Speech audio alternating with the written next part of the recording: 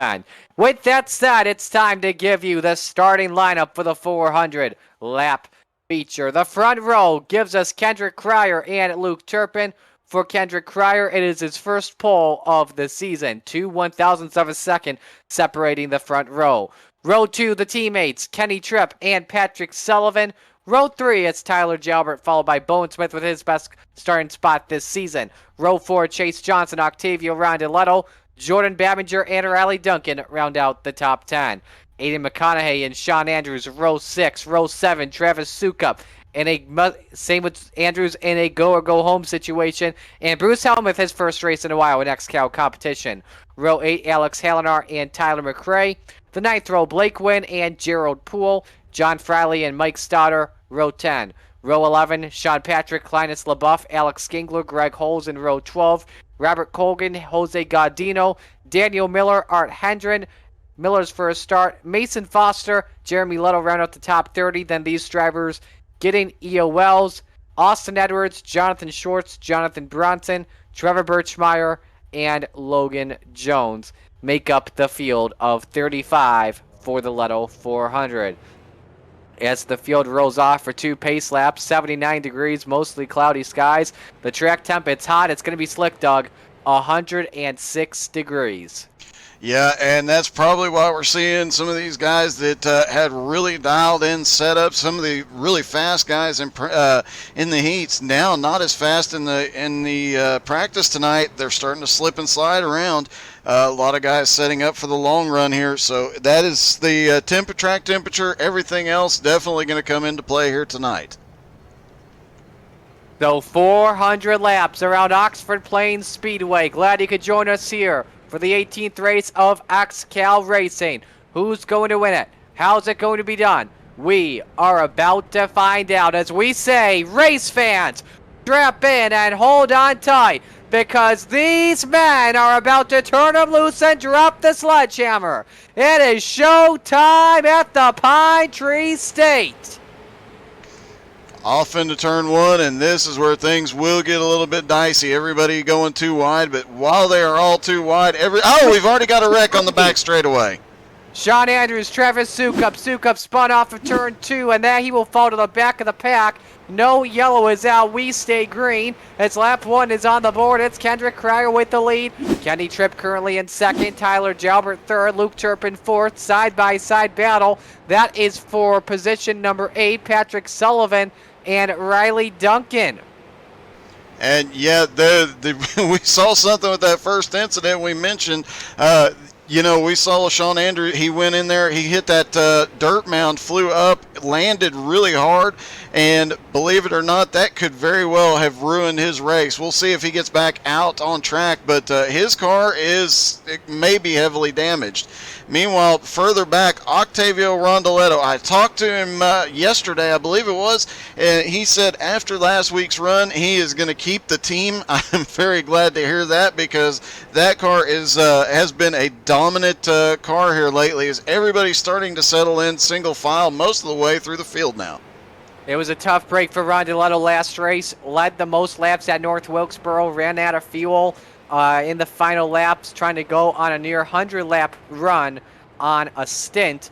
However, though, like I said, didn't have enough fuel. But, hey, rebounded to come home in the 5th position. I can tell you this, by the way, Sean Andrews is in pit road following his spin.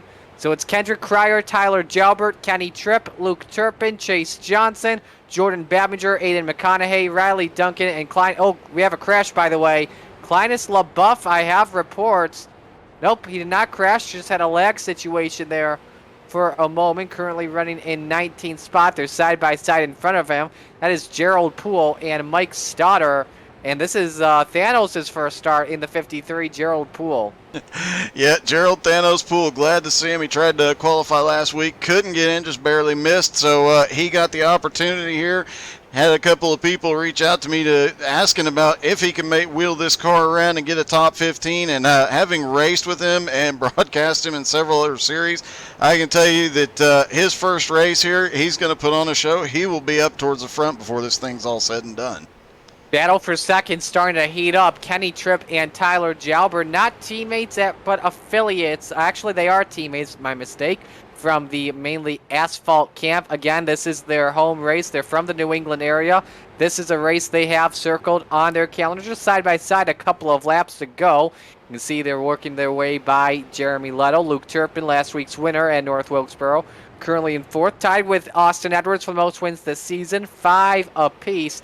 And again, Turpin was the last driver to win at the Oxford Plains Speedway, so he is the favorite if you want to bet on this race. Meanwhile, the gap between Cryer and Tripp closed down just a little bit. Half-second lead, but it's still Cryer who's led every single lap from the get-go.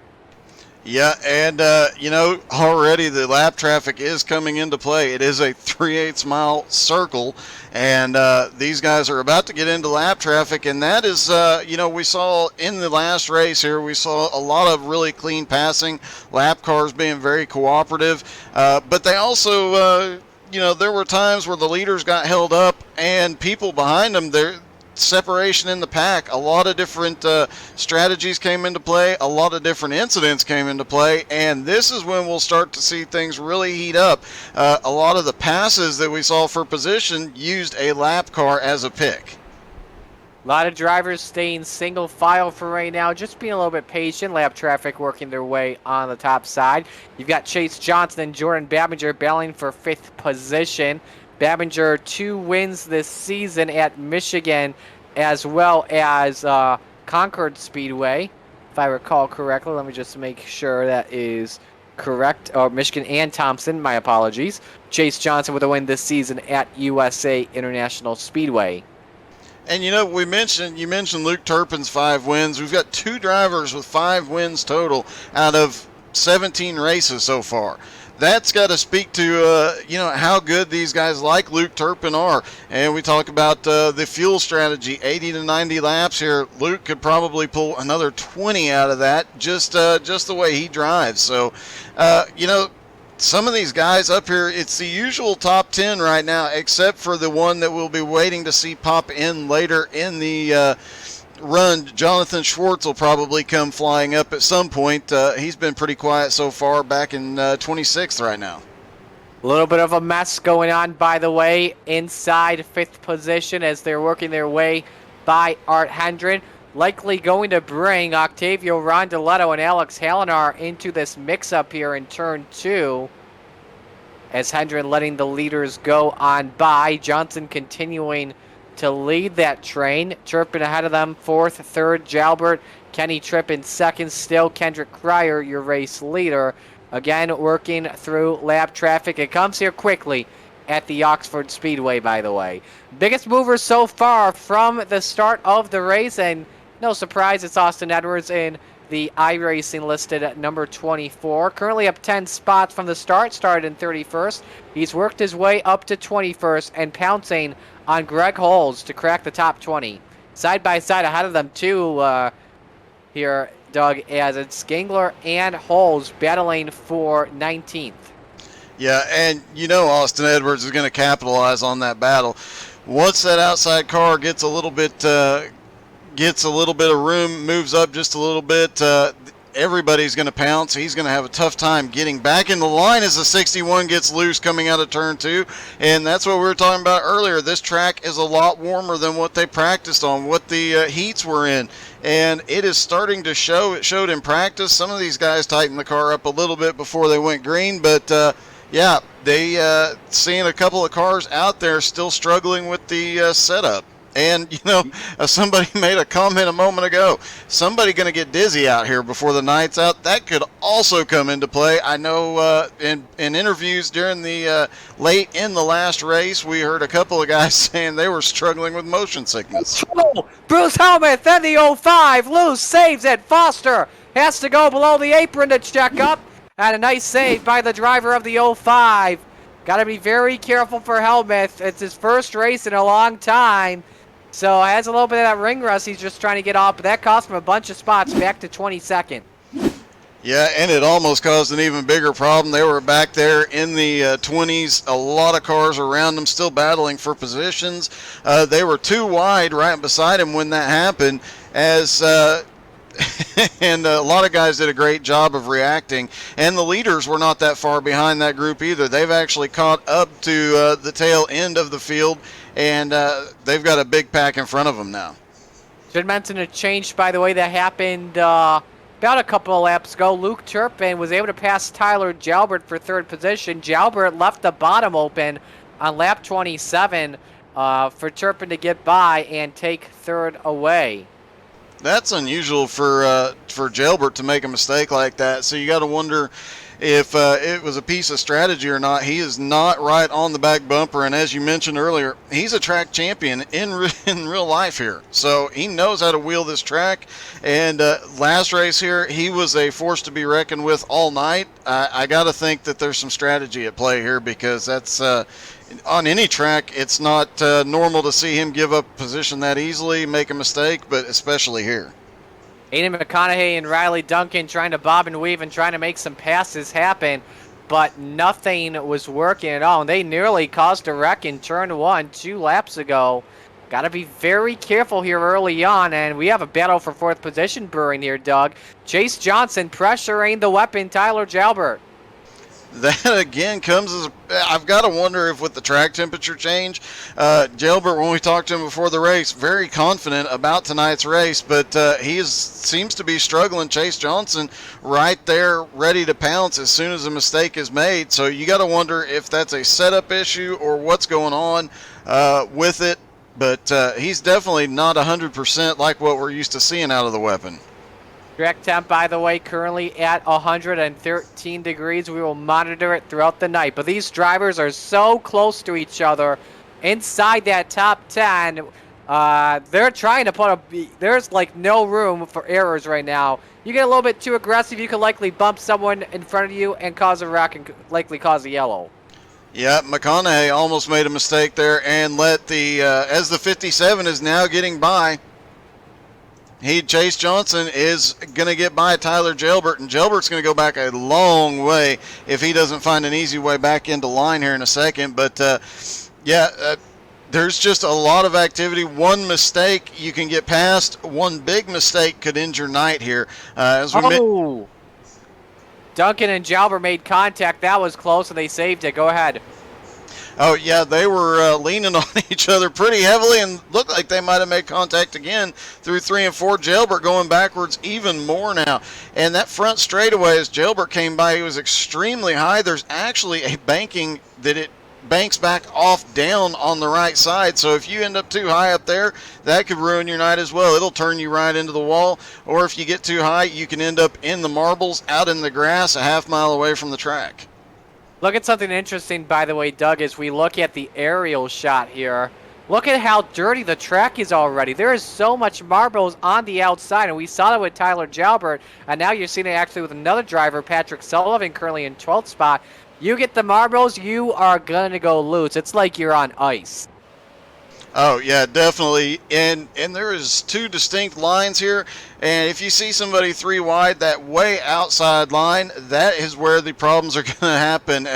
You're going to slip out and, like we said, go off in the dirt and probably way, way out in the grass, as this is not this track looks easy because it's just a circle, but once you're out there driving, it's extremely difficult. Nice battle going on for that 10th position. It's Tyler Jalbert, Patrick Sullivan, and Bowen Smith. You can add Mike Stoddard to the equation as well. As Sullivan, oh boy, there's some netcode there between Stoddard and Sullivan. That's getting a little bit close. They're making some netcode contact. This may not end well here, Doug. That is, yeah, they're extremely close, and they're getting a little bit of contact due to netcode. But you know that it has to be said. We saw it at Texas, and I know that's Go ahead, sorry. I know Texas is kind of a sore subject for you, but we saw it at Texas after a massive update. There's often some glitches, and we had a massive update last week. We had another patch today, and yeah, we always have the potential of that causing some problems, as it looks like the 20 car almost went off in the grass. That's Jose Gaudino. I was saying, because I noticed on my end, Bowen Smith actually put the bumper to Tyler Jalbert in a very close call. Nearly does it again. Again, that's the battle for 10th position. And it looks like there's we're only almost 50 laps into a 400 race, and we're starting to see some real aggression really early on. Bowen Smith, he's got to get by. He's got to get back up there and pick up some positions. Now he's got the 28 looking inside of him down the back straightaway, and these guys are really starting to lean on each other a lot more than you'd expect this early, as Tyler Jalbert is way high. Patrick Sullivan also got really loose there in the corner. Now Jalbert gets the bumper from Bowen Smith here in the battle for 10th. These guys, sometimes teammates in XCAL Racing, not playing a little bit nice to each other. Bowen putting on the pressure to the weapon early on here. 47 laps in the books, coming to 48 this time. And again, Kendrick Cryer leads 2.25 seconds, the gap over second place. Kenny Tripp, Luke Turpin, then Chase Johnson, Jordan Babinger, Riley Duncan, Octavio Rondeletto, Alex Halinar, Tyler Jalbert, and Bowen Smith. And another bumper. Yeah, watching this battle here, Bowen has been getting really loose coming off of turn 2 every single lap. He finally gets around Jalbert. Really surprised again to see Jalbert going backwards, but the Bowen Smith has been getting really loose, and every time he does, Stoddard starts to look to the inside, as it looks like Leto went off the track just now. Jeremy Leto in turn 4. Yes, he did go off the track, trying to do a little Tokyo drift and let these leaders go by. Right in 33rd position, and this is his technically his sponsored race for some random reason. I don't know what the heck the officials decided to come up with that name for Oxford, but he's got a WOD behind them, and I believe that is part of the leaders in that situation. Nope, that's mid-pack though. Yeah, and just looking back at the leader, Kendrick Cryer has opened up a 2.3 second lead, and he is now putting lap cars between him and second place Kenny Tripp. That is definitely to his advantage right now. He's going to have a couple of lap cars sitting between him, and he's coming up on another group here in just a moment. So if he can negotiate that lap traffic quicker, that could definitely be to his advantage here tonight. About two cars separate first and second for right now, as we're watching near the top 5 of the field as Jordan Babinger and Chase Johnson trying to get by Alex Skingler. Leto goes off the track again, and he spins it in turn 4. This could be a yellow here. Nope, he backs it up into the wall and gets it back going. Leto's day has gone from bad to worse, currently in 33rd. Yeah, and add to that the fact that Leto has been having some connection issues, as we see there, as he drifts out. Luckily, he was able to back it up, but yeah, he is not, for the race named after him, he is not having the night he wanted to here. How about Austin Edwards, by the way, in the 24? Same with Jonathan Bronson in the 19. They are up at least 20 spots from the start of the race. They are having an impressive race so far. And a car off track, by the way, I think that's turn 3, and that is John Friley, currently in 30th position, and that's definitely not what he wanted. Looks like he got a little bit of help as he came out of turn 2 from behind, got put into the infield, went over the mound. Fortunately, he didn't jump it, so the car should be okay. But when he merged back out on track, it probably couldn't have been a worse time. A lot of guys really having to negotiate their way past him. Big John Friley, by the way, 15th in the points standing, so that's how he was locked in to the feature tonight. And I think that's the 21 car that we keep seeing. He keeps coming into shot. He's extremely slow, and every time the cars come around him, it looks like it's causing a little bit of chaos as he gets lapped. That's Art Hendren, currently in 34th position. I think what he's just trying to do is drive this car around. Now, I want to watch He's Hendren coming closely. to pit road. Yeah, he's bringing in the pit road. He's got an issue with that machine and may call it a day here. Hendren, by the way, the owner of the Dropping Bombs racing team in iRacing. 4-second lead for Kendrick Cryer over Kenny Tripp. And look at that, actually. He just lapped Tyler Jalbert, so I don't know what happened with the 04, but he's fallen way back to 22nd. Yeah, that's the weapon is not having a great race. He can't even get up there and use that chrome horn. He's just way off pace tonight. Definitely, we're not used to seeing Jailbert going backwards. Definitely not at his home track. We might have to talk to him later and see what happened, as looks like we're starting to see more and more cars slip off track. It looks like Jeremy Leto went off track again. Art Hendren, though, is coming back out on track. Keep in mind as well, we're a couple laps away from seeing our first set of green flag pit stops, so the tire life is starting to come to an end. Most definitely, and as we talked about, we're going to see 80 to 90 laps, probably for a few guys can go 100 or more on a tank of fuel, but those right side tires really wear out as we've got a car stuck on the infield. And is that Friley? I think that was Friley. Yes, that was Friley. And he is in pit road again.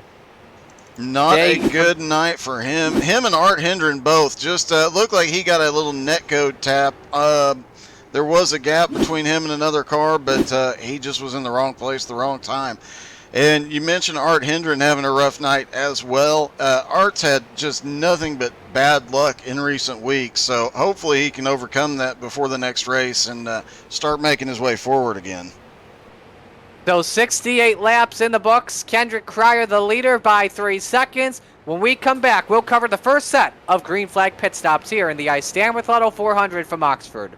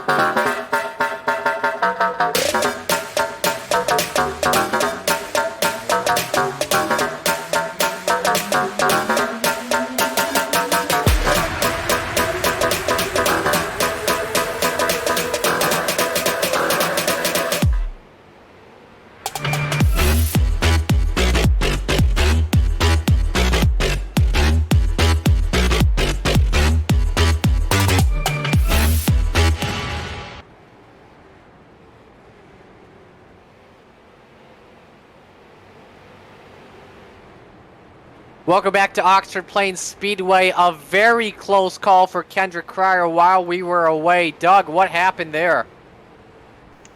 Getting that pulled up, but it looked like Tyler Jailbert was having a little bit of difficulty. Got a little bit of a spin there. Let's see if we can...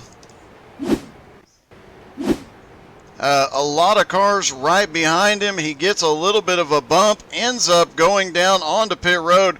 They have to go almost 4 wide. As he gets back up on track, he loses about a half dozen spots, manages to maintain speed though, but definitely not the way he wanted things to go here this early on. Several cars now starting to, we've had several cars hit pit road, but we're having seen a lot of that tire wear you talked about.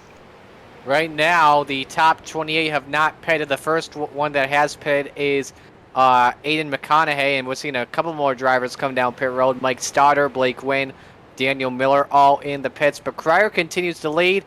However, though, his gap has gone down a lot now to 1.2 seconds, and he's on the outside here. He's got to be careful. LaBeouf lets him go, and yeah, again, you don't want to be on that top shelf. And look how much time he's lost. Kenny Tripp has closed the gap down to 1.2 seconds and he is currently the runner-up. Luke Turpin is in 3rd position. Chase Oh, Johnson, look 4th. out! Babinger. Kenny Tripp a car just forced himself down in front of Kenny And Tripp. that's Helmuth. And that's Bruce Helmuth. I'm gonna look at a replay here. Ooh, Helmuth just lost it in turns 3 and 4. Look at McConaughey. Or yeah, that was McConaughey. Just miss it. Extremely close call as more drivers come in pit road. You have to be very careful coming in pit road, especially with the marbles on the apron. You don't want to cook up the brakes or the tires, as Kenny Tripp is going to get his chat disabled. I imagine after that incident, he did have some words to say. I imagine he is not real happy, and now he's got a lot of cars, lap cars, that are right to his back bumper on fresh tires, and things are about to get very, very interesting very quickly as we have a mix of fresh tires, old tires, and here we are at 85 laps into the race. That helped Luke Turpin close on in a little bit. The delta between 2nd and 3rd is 0.6 of a second. And the leader's on pit road. Here is in pit road for tires and fuel. So our first lead change of the day goes to Kenny Tripp. Luke Turpin is 2nd. Now keep in mind, we all know Luke Turpin. He loves to stretch on fuel. Yeah, we mentioned 80 to 90 laps to him in the pre-race, and he just kind of chuckled about it. So I'm guessing that he can go a lot further than that. But I talked to several drivers, and they all said 80 to 90 laps, maybe 100 if they're really careful. But as Kenny Tripp comes to pit road, now Luke Turpin takes the lead. So Luke Turpin, your race leader, and you know he'll go beyond the 90-lap stint. Chase Johnson 2nd, Jordan Babinger, and this is a battle for 3rd here between Babinger and Ron Delato. He's got to run to the inside. The Argentinian and Octavio takes P3 away from Babinger. Easy pass. Yeah, it does not look like Babinger is fighting him too hard there. He knows he obviously is seeing Rondeletto coming. Rondeletto started back in 8th. He's just working, as he always does, just carefully working his way up towards the front. Ooh. That was close for Babinger. Almost got loose there in the marbles in 3 and 4 on the apron. And I think Luke Turpin's going to come in this time. And he is. So he will give the lead up. This will go to Chase Johnson. And Octavio Rondeletto is in 2nd. Kendrick Cryer, by the way, after pitting, currently in 9th position on the 4 fresh tires.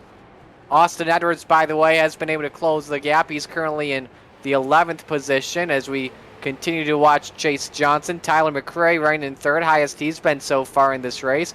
Trevor Birchmeyer is in 4th position. Luke Turpin rounding out the top 5 as he's getting his left side's on for tires and fuel for the 454. And a lot of different strategies starting to play out here. We saw some guys pitting in the early 70s versus, as we're getting a little bit of, as these strategies play out, some of these guys mixing it up a lot here, especially right in front of Rondeletto and Chase Johnson. They're getting 3 and 4 wide. This is a little bit early for getting that sketchy, but here we are. And as I was saying, a lot of different strategies starting to play out. A lot of different speed cars on the track as Chase Johnson is actually almost a half a second slower than Kenny Tripp and Kendrick Cryer after they put fresh tires on. Can tell you this, by the way, while we're in, the leader just got turned. Chase Johnson turned. That collects rally. Duncan Octavio Rondeletto. No caution is out. But, oh my goodness, Chase Johnson signaled that he was coming in. Clinus LaBeouf did not get the signal, and he's been warned for blanking on. Yeah, that's no caution due to several cars going off the track. They all got clear. Let's see if we can take one more look at that incident as we catch it right there. Yeah, I think LaBeouf didn't even know that. He was trying to get inside of Johnson, but I don't know what Klinus was thinking. And Kleinis, as you see there, he gets the 57, got several impacts, including Octavio Rondoletto. Very interesting situation as Rondoletto back is now in the lead, but he is now back to pit road. Kendrick Cryer now has the lead. What chaos! That was absolutely crazy. I don't know why race control did not throw a caution out, especially with it considering the leader at the time. Well, I tell you this, some drivers getting drive-through penalties here. Octavio Rondoletto, I believe, just got a drive-through. Alex Halenar was also issued a drive-through. Riley Duncan in the 25. I believe Bruce Helmuth and Travis Sukup were issued drive-through penalties. Chase Johnson gained a drive-through as well, because I think it had to do with pit exit. I'm not too sure, but I'm hearing Chase Johnson right now on Will PD. He is inane right now. He is really mad. Yeah, I imagine seeing all this as there's Chase on pit road. I imagine he's a bit upset after the incident just a moment ago, now having to do a drive-through. I imagine he is a little bit miffed, would be the word I would use there, as Kendrick Cryer continues to lead. Austin Edwards in second. We talked about him when he broke the top 10. Here he is, started in 31st and is up to second already. So he has just stormed his way to the front. No surprise coming out of that car, though. So let's do a full field rundown while we're at it. Kendrick Cryer continues to lead. Austin Edwards in second. Kenny Tripp third. Jonathan Bronson fourth. Luke Turpin is fifth. Aiden McConaughey sixth. Jordan Babinger seventh.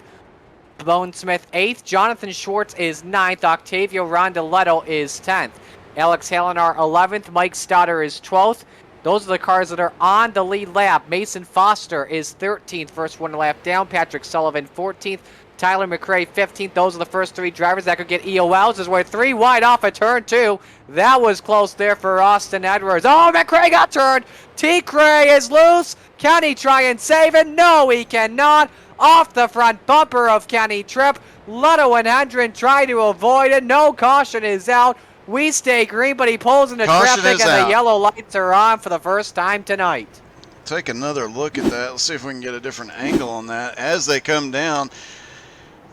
And the 12 just gets into the back of the 99, shoves him, gives the 99 room to correct, then cuts down trying to avoid him. And when he cut back down, that's what sent the 99 around into the wall. And I imagine we've already heard a couple of people have been frustrated on the microphone. We've already heard about some chat mutes.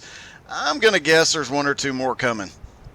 Kenny Tripp, if I were race control, I think this is going on Kenny Tripp, currently running in second spot.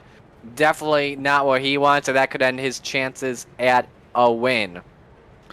While we're at it, let's take this opportunity to thank one of our sponsors of XCAL Racing, and that is Tri-E Inc. They build walk-in coolers and freezers for grocery stores and big box stores in the southeastern United States, covering a geographical area from Florida, Texas to Virginia. They are an excellent source for installation, repair, and maintenance. Contact them at tryieinc@gmail.com. So keep in mind as well, these 2-to-goes come up quick, so probably next lap we will know who gets black flag and who gets a wave around. Yeah, I am just watching. There's still a lot of cars on pit road. A lot of folks still trying to sort themselves out. I would imagine we saw it last time we were here. Just about every caution got at least a 1-lap delay. So I would not be surprised to see that, as it takes a minute to get everybody sorted out here. So we'll have to wait and see how things. A lot of cars trying to beat the pace car off pit road right now. And it looks... A couple of drivers yeah, go ahead. I was just going to say, it looks like a couple of them just barely beat it at the line, but there's a few guys that are going to end up getting trapped another lap down here. Kenny Tripp gets the black flag, by the way. He goes into pit road to serve his penalty, and that will likely put him a lap down considering how Oxford Plains is. A couple of drivers, by the way, pitted. The first guy that pitted for the second time was, I want to say, Austin Edwards, and I believe he just topped off on fuel. Same with Jonathan Bronson, and I believe Kenny Tripp as well. Well, I mean, he's obviously in. Alex Halinar, Mason Foster probably, and Mike Stoddard. A bunch of guys doing that. Mike Stoddard, Mason Foster, and Patrick Sullivan get waves around the pace car. That will put them back on the lead lap and at the end of the longest line, so that definitely helps them. Yeah, that although they're going to have to move through traffic very, very quickly to maintain that lead lap. As we saw at the start of this race, the leader started lapping cars 15 laps into this thing. It looks like the green is delayed by 1 lap. But yeah, that's great for them, but they're going to have to capitalize on it here, and this is not an easy track to capitalize on. Looking through the field to see Jeremy Leto back in 30th, Sean Andrews 31st, Friley 32nd, Art Hendren 33rd. A lot of guys back there that we're used to seeing up towards the front, and Art Hendren, obviously, his run of bad luck continues.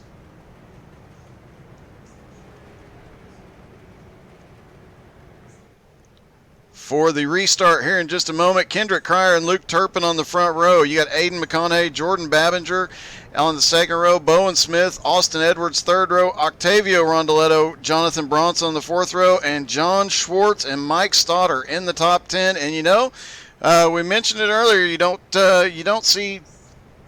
talk about Jonathan Schwartz a lot till later in the race, but here he is up in the top 10. Just over 100 laps into this one. There's no telling what could happen here with him being that far up this early. Here we go as we go back to the green flag. Kendrick Cryer and Luke Turpin are deadlocked into turn number 1. Cryer gets the advantage on the bottom shelf. Here comes McConaughey looking for second on Luke Turpin, Superman. Battle for the position number 4. Bowen Smith in the top 5 for the first time today. Inside on Turpin. He looks for third. And yeah, this is the restarting on the outside here is really tough because if you cannot find a gap to drop down into, you're going to lose a ton of positions. Is now Rondoletto moving up to 4th. Just a couple of weeks ago, as we mentioned, Rondoletto thinking of selling the team, and despite running out of gas with the dominant car last week, still came home 5th, and he said he is keeping the team. I talked to him about it the other day, and so that is awesome that he's going to stick with it. And they are starting to settle in as several cars drop back. Babinger is now back in 8th, cannot find a way in. And a couple other cars stuck out on the high side just looking for a gap. It surprises me right now that with the way Octavio Rondoletto's front bumper is damaged and nearly fallen off, he is running in 4th position. That's very impressive from the iRacing number 77. Luke Turpin, by the way, coming into pit road, or is he letting the 19 of Bronson go by? Looks like he's Oh, we have a spinner in 1. And that's Bruce Hamilton right nearly into Tyler Jalbert. They were 3 wide right behind him when he went off there. Let's see if we can take another look at that one. As he went off track, they were battling 3 wide. I think the 17 got a piece of him through the turn. Out of turn 3 and 4, the 17 got a piece of him. He did a great job, though, of keeping it out of the, he dropped back down into the racing line just a little bit, but did a great job of saving that car and helping keep the track green. Look at the battle for third here. Octavio Rondoletto wants a piece of Bowen Smith. Rondoletto in turn 1 almost sent it in on Bowen. That got very close here. Let's see if he tries to do it again here. He's trying to look. Bowen shutting the door. That's close. Smith is oh, he is losing a great save. If he can keep it going, that's going to cost him 2, maybe 3 spots. Yeah, you know, he had to know Octavio was there. He tried to shut the door on him. But Bowen, having one of his best runs of the season there, he was not going to give an inch, especially, you know, he wants to stay up toward the front, doesn't want to end up a lap down. He's going to drop back, it looks like, to about 8th place. If he can... Blake Wynn! Blake Wynn gets turned from 14th position. Oh, my goodness, he kept it straight. Yeah, I do not know how he managed to pull that off. He is still going. They let him back in line fairly easily, but starting to see a lot of the chrome horn used out here to pick up positions, to get around the guy in front of you. And, you know, as we saw with Rondeletto a few minutes ago, he had the nose in, and the car in front of him, Bowen Smith, did not want to give an inch. That was his track, and yeah, you're going to end up with some incidents like what we're starting to see. They've completed one run. They know what their cars are going to do now. They've adjusted for the hotter track temp, and they're going for it. For third, Jonathan Bronson inside Octavio Rondeletto. And Bronson easily gets it away from Juan Rondo. But let's see if Octavio can pull a crossover here into turn one. Oh, no, he does not. Bronson slams the door. You know, Doug, I'll tell you this as well. I was in the drivers' meeting earlier today, and Petey and PDJ Zeller, our race director, was pretty much irate at the all the drivers for not showing a lot of respect to each other in the Discord chat as well as in the race. He's trying to tell these guys, laying up, calm down, have a little bit of fun. But PDJ Zeller not happy at the way that's been going. And probably not happy at the way this run's been going with all these drivers getting aggressive way early on here as we got a battle for fifth as well as Turpin looks inside on Edwards. Yeah, there was a lot in the last few days. There's been a lot of anger and frustration. This track, I mean, you talk about short tracks and tempers, but this track especially is just so difficult to get around, so difficult to get a pass on somebody that those tempers and frustrations rear their ugly head, and we've seen a lot of it in the Discord over the last few days where people are just extraordinarily frustrated with each other, and that may come into play here tonight before everything's said and done. And we look at the battle for second spot. Here comes Jonathan Bronson on the runner-up, Aiden McConaughey. They're working on traffic. That's Art Hendren in the 21 and a run. And we just had another blank from Clinus LaBeouf. This is his final warning as Bronson takes second spot from McConaughey. And McConaughey falls all the way back to fourth. Yep, and that lap car, Art Hendren, as we mentioned, rough night. He's still hanging on, though, and he's trying to do his best to stay out of the way, but he's getting really close into the marbles. However, with the way things are going, I imagine that we started the race with 35 cars. I'm going to guess no more than 30 finished, just based on what we're seeing. So that his strategy of just staying out there, staying out of the way, might pay off a little bit here. I'll tell you this, there have been some warnings to Clinus LaBeouf for blanking. His quality right now is at 86, according to iRacing, and that's not good for Clinus, currently running in the... I'm trying to find LaBeouf, actually. 15th right now. 15th position, thank you. But yeah, not the day he is absolutely wanted so far. I tell you what, fastest lap of the race currently belongs to Kendrick Cryer with a 16.18. However, though, because Jonathan Bronson's done a good job weaving his way through traffic, he could try and close this gap down. Just over 2 seconds over the 19 is the gap for Kendrick Cryer, and Bronson's actually up 31 spots from the start. Yeah, started in 33rd, up to second. Another one that, we mentioned earlier, Austin Edwards started just a couple of spots in front of him in 31st and now up to 5th. Jonathan Schwartz, as we mentioned, he's always sneaking his way forward. He's now in the top 10. 9th place after starting 32nd. So those 31st, 32nd, and 33rd might be the lucky spots to start at on this track as they make their way to the front rather quickly. Leader approaching lap traffic is Luke Turpin looking inside on Bowen Smith for position number 6.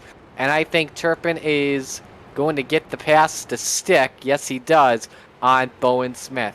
138 laps are complete. Kendrick Cryer. Bowen Smith just got the bumper.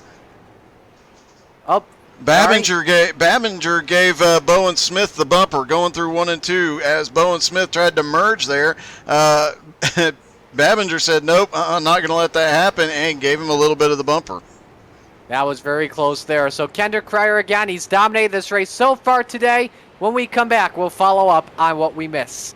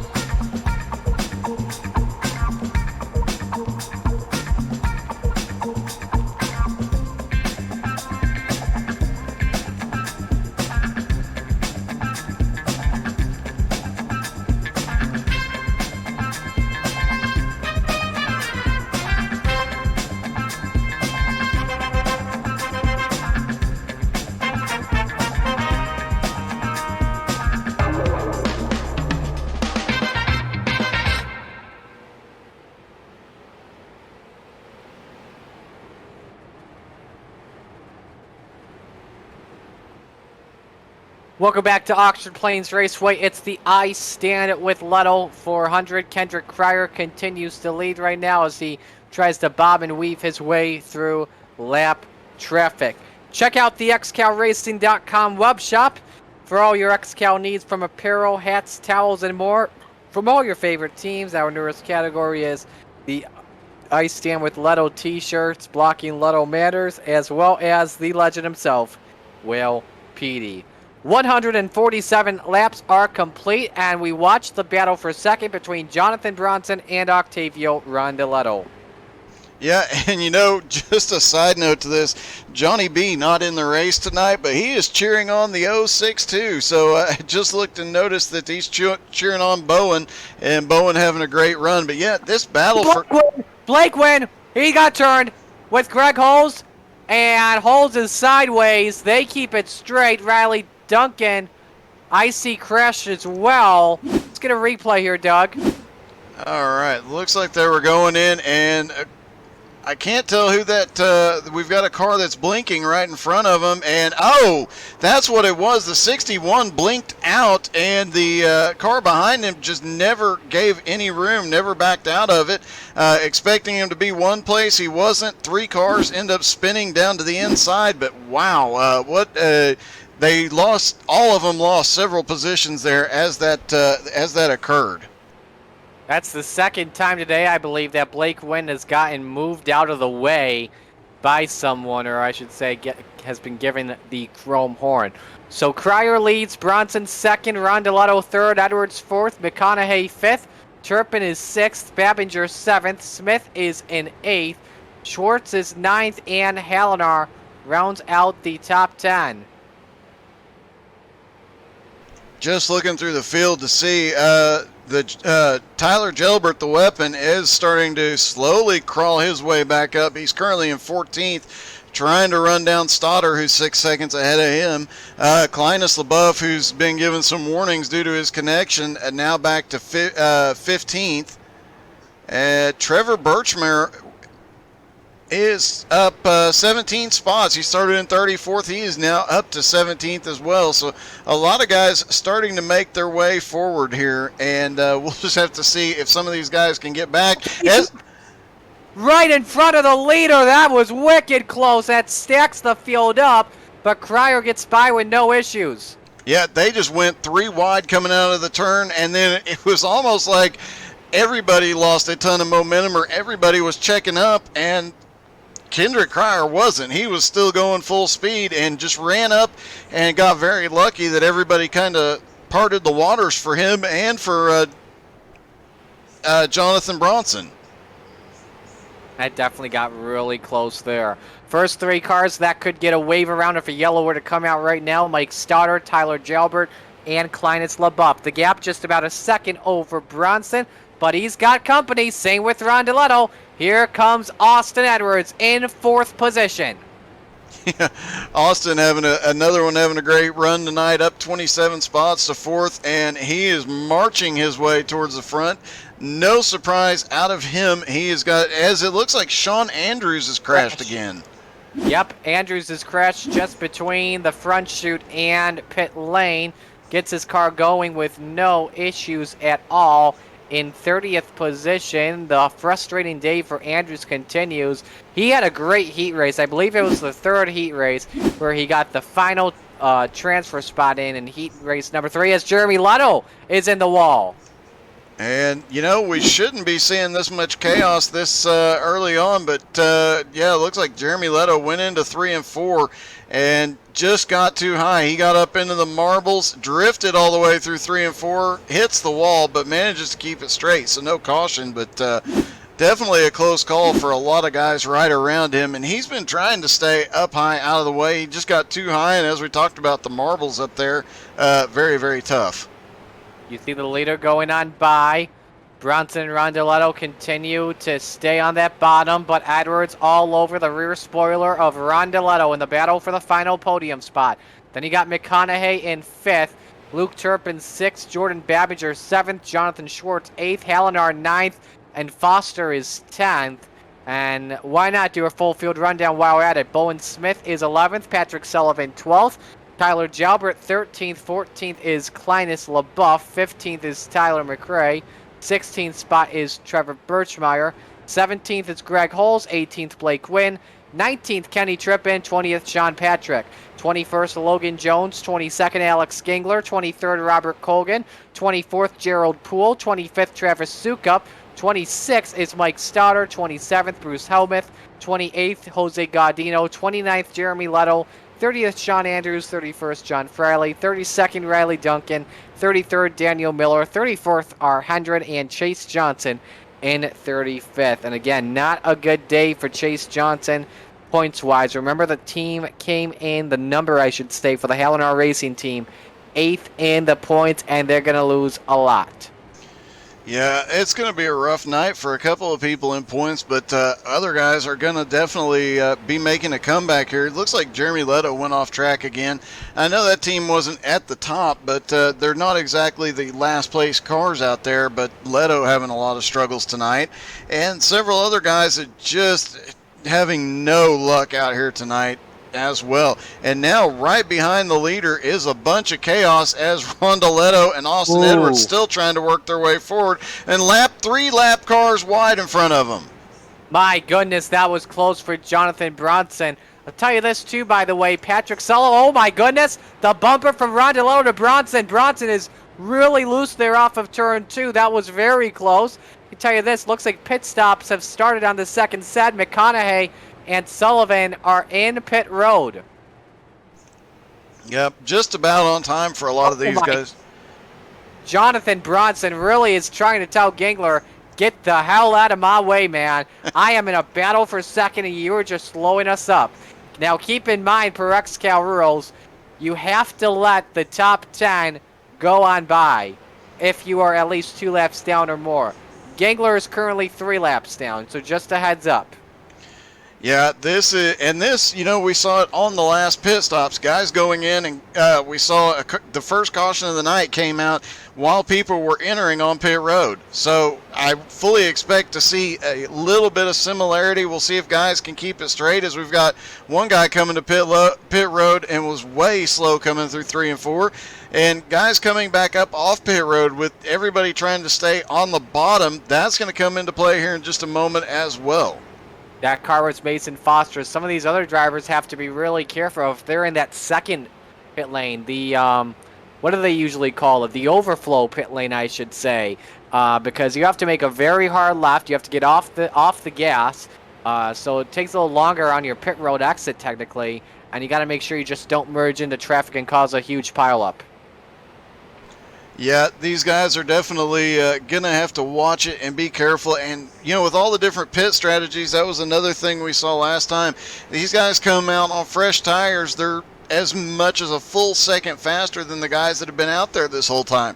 And guys that are trying to stretch it, like Luke Turpin, they can stay out there a lot longer on fuel, but they do get slower as the tires wear, and these guys come out a second faster. They're trying to get around them. Turpin doesn't want to give up any ground. And that a lot of different issues as we do green flag pit stops that could come into play here. You would think about this too, by the way. Normally, with a guy like Austin Edwards being a really fast machine and a really fast driver, he'd make these passes on Rondoletto and Bronson, but because this is a bull ring like Oxford, Edwards just wants to be patient and just hope that the guys ahead of him make a mistake. And the leader is going to come in this time. Kendrick Cryer drops down low into turn 3. He comes through there hot. Almost clips that barricade. And now Jonathan Bronson is up front for the first time tonight. New leader, it's the number 19 of Jonathan Bronson, like you just said. His first time he has led today, and I believe he's his first time ever leading an XCAL competition that's not a super speedway. Alex Halinar, Tyler Jalbert also in pit road for right now. And yeah, go ahead. I was going to say, Bronson last time, he's coming to pit road now. He had pitted fairly early in the pit cycle last time. He's coming down. However, Rondoletto pitted later in the pit cycle, as did Austin Edwards, as did Luke Turpin.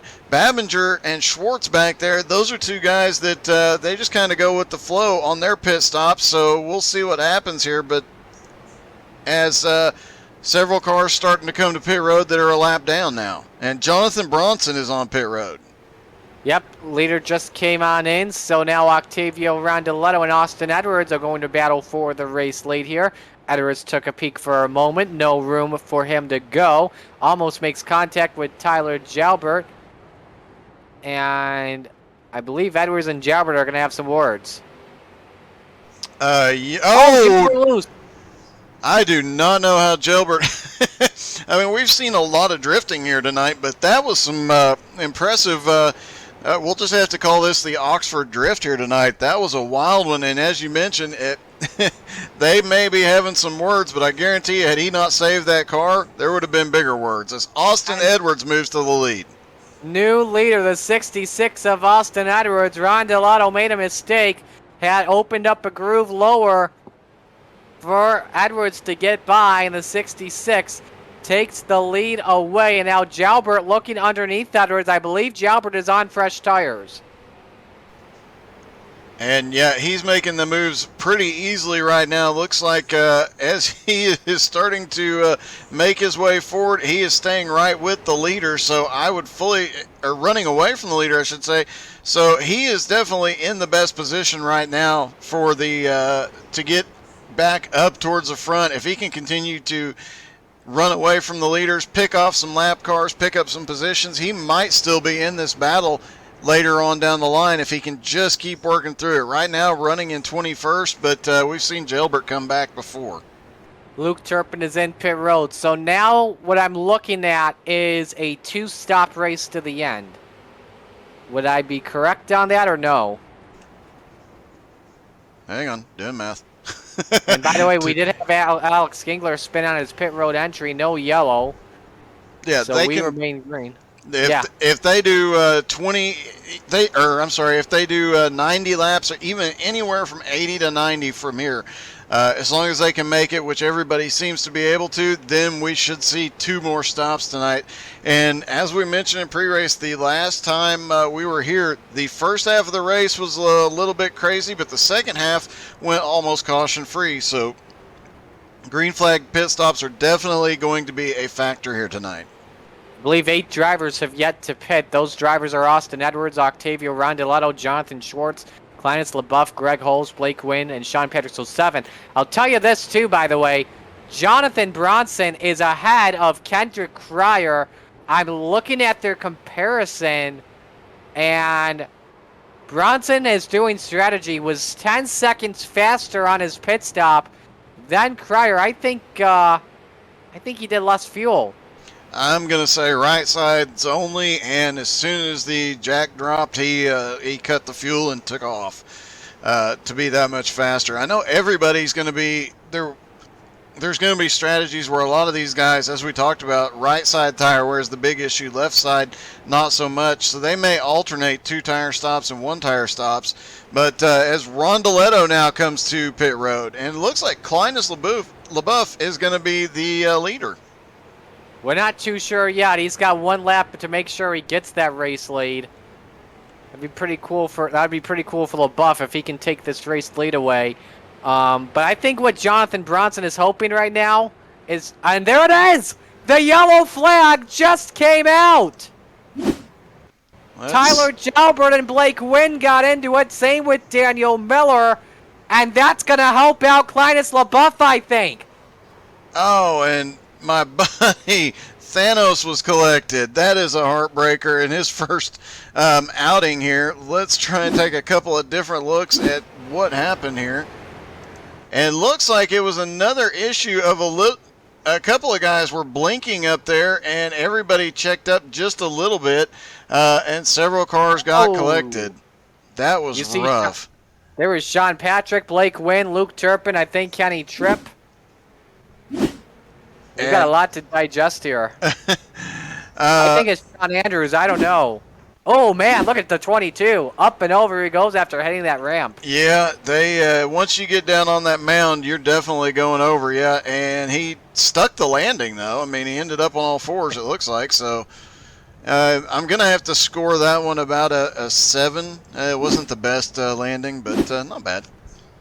So I think the leader could possibly be Clinus LaBeouf, and that's definitely going to help him. And I think that's going to help Greg Holes and maybe Octavio Rondoletto as well. We're going to step aside here for this yellow. When we come back, it's the halfway point with Higgins and K2. Stay with us.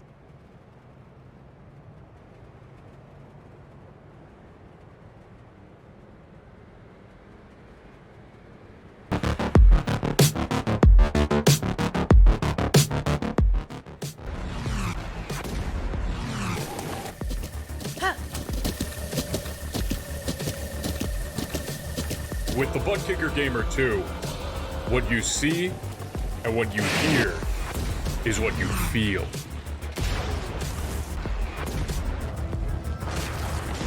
Butt Kicker. The future is feeling.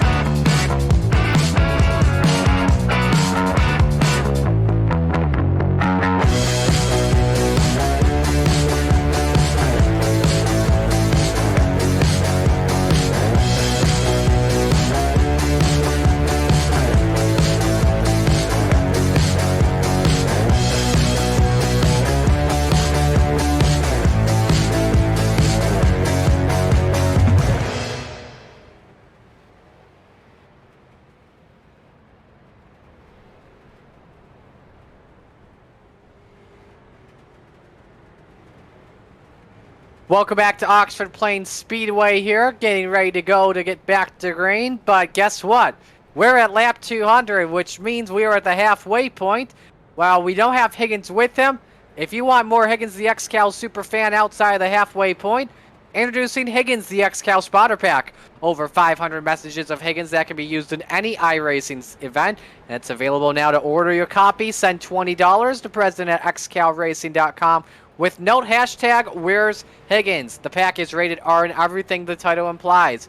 Use the clues hidden within the spotter pack to determine where Higgins was during his absence. And the lap 200s are brought to you by K2 Sauce, the only official sauce of XCAL Racing. Everything sauce, barbecue sauce, steak sauce, ketchup, and more all in one.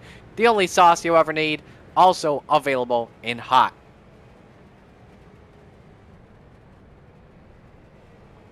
Trying to look through and see, there has been a lot changed under that caution. Obviously, Absolutely.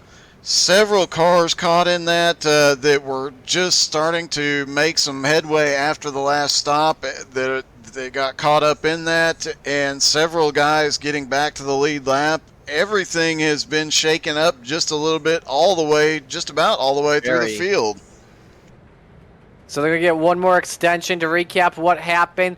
Tyler McRae was black flagged. The waiver rounds go to Alex Hallinar, John Schwartz, and Mason Foster. And Jonathan Bronson is the race leader, and he's actually going to restart behind a bunch of cars, I think. It's looking like that. So we saw this a couple of times. We saw it at Southern National. I think we saw it once here last time, where just because of the way timing and scoring and pitting and laps back, everything goes on these super short tracks, you can end up with the leader starting way back in the middle of the pack. So it'll be interesting to see how things go from here. Definitely. So Jonathan Bronson, the leader. Alex Hallinar is in second, and will be a bunch behind Bronson when we get back to green. Jonathan Schwartz is third. Mason Foster fourth. Kendrick Cryer, who's had the best car today, in fifth position. The worst he's been under a non-pit stop situation. Austin Edwards is sixth. Luke Turpin is seventh. Jordan Bamager eighth. Aiden McConaughey ninth. And Octavio Rondoletto is 10th. I Octavia. believe this is going to be a full single file restart here, if I recall correctly. Oh my goodness. This is going to be interesting. And it's going to be Patrick Sullivan leading the field as we come back to the green flag. The pace truck is in, and we're good. Yep, Patrick Sullivan is away. He is currently running in 11th. This is definitely an advantage to him, but Jonathan Bronson is about a half dozen or so cars back in line, so he's got to try, and these guys are trying to get back to the lead lap. They're in a position that they could get back to the lead lap if they get a quick caution. So he's got to be very, very careful right here as he's negotiating, and some of these guys are going to make it really hard as they go 3 wide right in front of him. My goodness, it's getting very tight throughout the field. But Patrick Sullivan with that clean air for right now, trying to see where that three wide's with on my end. Yeah, Patrick Sullivan currently being scored in 11th right now. He definitely has an advantage here. He's got Bowen Smith right there with him, and we saw Bowen in the top 5 not that many laps ago. Tyler Jalbert as well, right there with him. Blake Wynn, who has been caught in literally everything that's happened tonight, he's been in that group as the leader is stuck way back in traffic. And I honestly don't think Jonathan Bronson seems to be pushing that hard. I think he could have gotten by Babinger a couple of times, but he's not really sending it in there trying to make it. I spoke too soon. He got Mason right to Foster. the back bumper. Yeah, Foster has moved out of the way for a moment, not for a position, falls back to 4th. Biggest mover in the race again, Jonathan Bronson up 32. It's a 3-second lead over Alex Halinar in 2nd, and he's in a nice battle with Jonathan Schwartz. And, you know, we always mention Schwartz in the last half of the race. He's always sneaking his way up, and no surprise, he's been in the top 10 since about lap 100 and just slowly working his way forward. He's up to 3rd now, so... Blake Wynn has turned. The field's got to miss it. McConaughey's in it. Schwartz has to duck through to miss it. And I think Halinar got in it as well from 2nd. He did. A lot of cars off track right now. Trying to see where this mess started at. This was Chase Johnson and Blake Wynn. Now these two had some words a couple of moments ago. And yeah, the wind just knocked him off. Yeah, he did. He just moved him. He wasn't getting out of the way quickly enough and just made the decision to move him. Alex Halinar caught up. He goes off track. He managed to go out wide, but a little bit of a smack on the outside wall there. Little bit of damage to the right front, but probably nothing significant. So as this strengthens the field back just a little bit, this puts Foster in 2nd. Schwartz still remains in 3rd. Halinar goes back to 4th. We're going to watch Kendrick Cryer and Austin Edwards because these two are next to each other in a battle for the top 5 spot. Edwards had some ground to make up, though, but he's closing in, I think. Yeah, I mean, he's not that, he's 0.3 of a second back. He's just right there, and because Kendrick Cryer has got these 2 lap cars right around him, he doesn't have to push up and get as close. He knows that once Kendrick Cryer gets a gap there, he can just follow him on through it. So he's taking it pretty easy. Smart driving, but looks like the 16 is going to try and stop him here. Austin Edwards backs out of it. He could have sent the 16 outside the track there. Didn't. Wise move. The 16 moves out of the way. Yeah, Sullivan said, I'm moving. Give me a second on the Whale PD. So that could help Edwards try and close in. We're trying to find a good battle here on track, as Bronson could be lapping the 7th place driver. That's Jordan Babinger, last driver on the lead lap. A driver that we don't see on the lead lap currently is Luke Turpin in the 454. That affected him the most. He is back in the 10th position, a lap down. Yeah, we're used to seeing Turpin in the top 10, but not very common to see Turpin a lap down. Nope. Oh, maybe. They're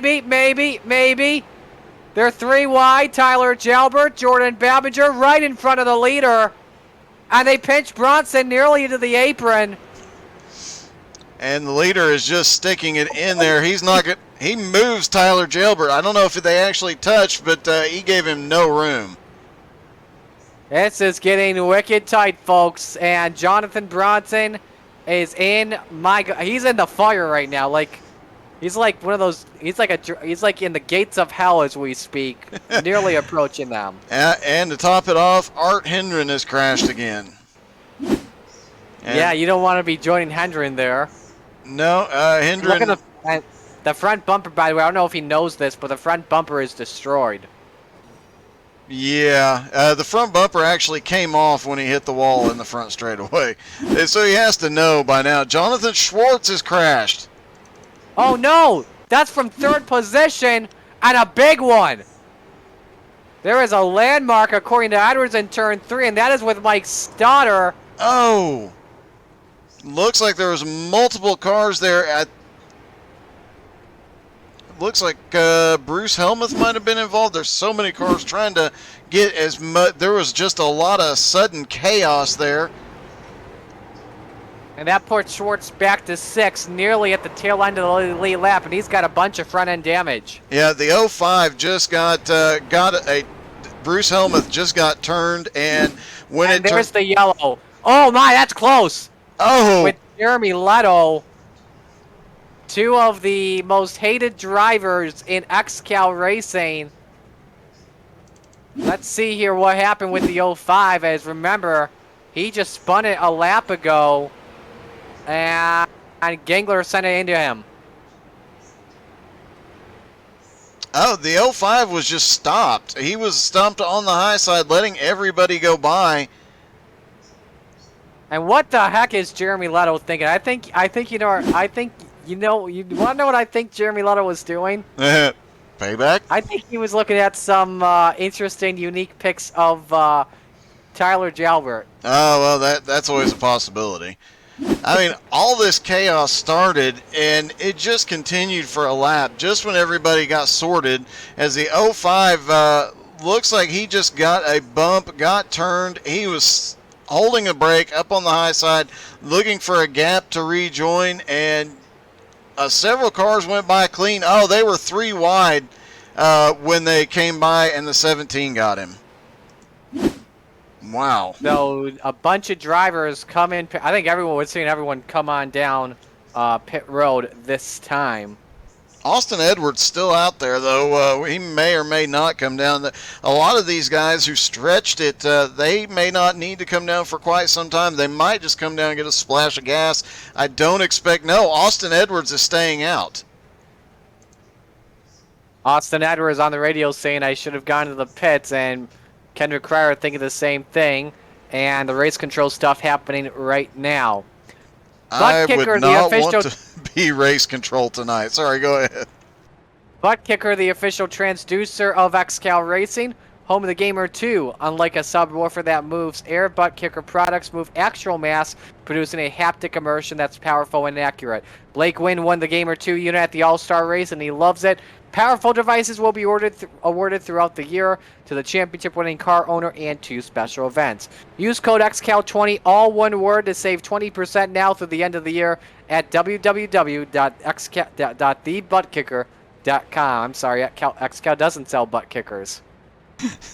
A question with the extra butt kickers. Is there an award for a broadcaster? Because I could just, I hope they give us a butt kicker. That'd be awesome. I just got a gaming chair, and I absolutely love it. I'd love to hook up a butt kicker to it. That'd just be absolute insanity. Oh, I could make sure you don't. I could just mute you for a race and then tell.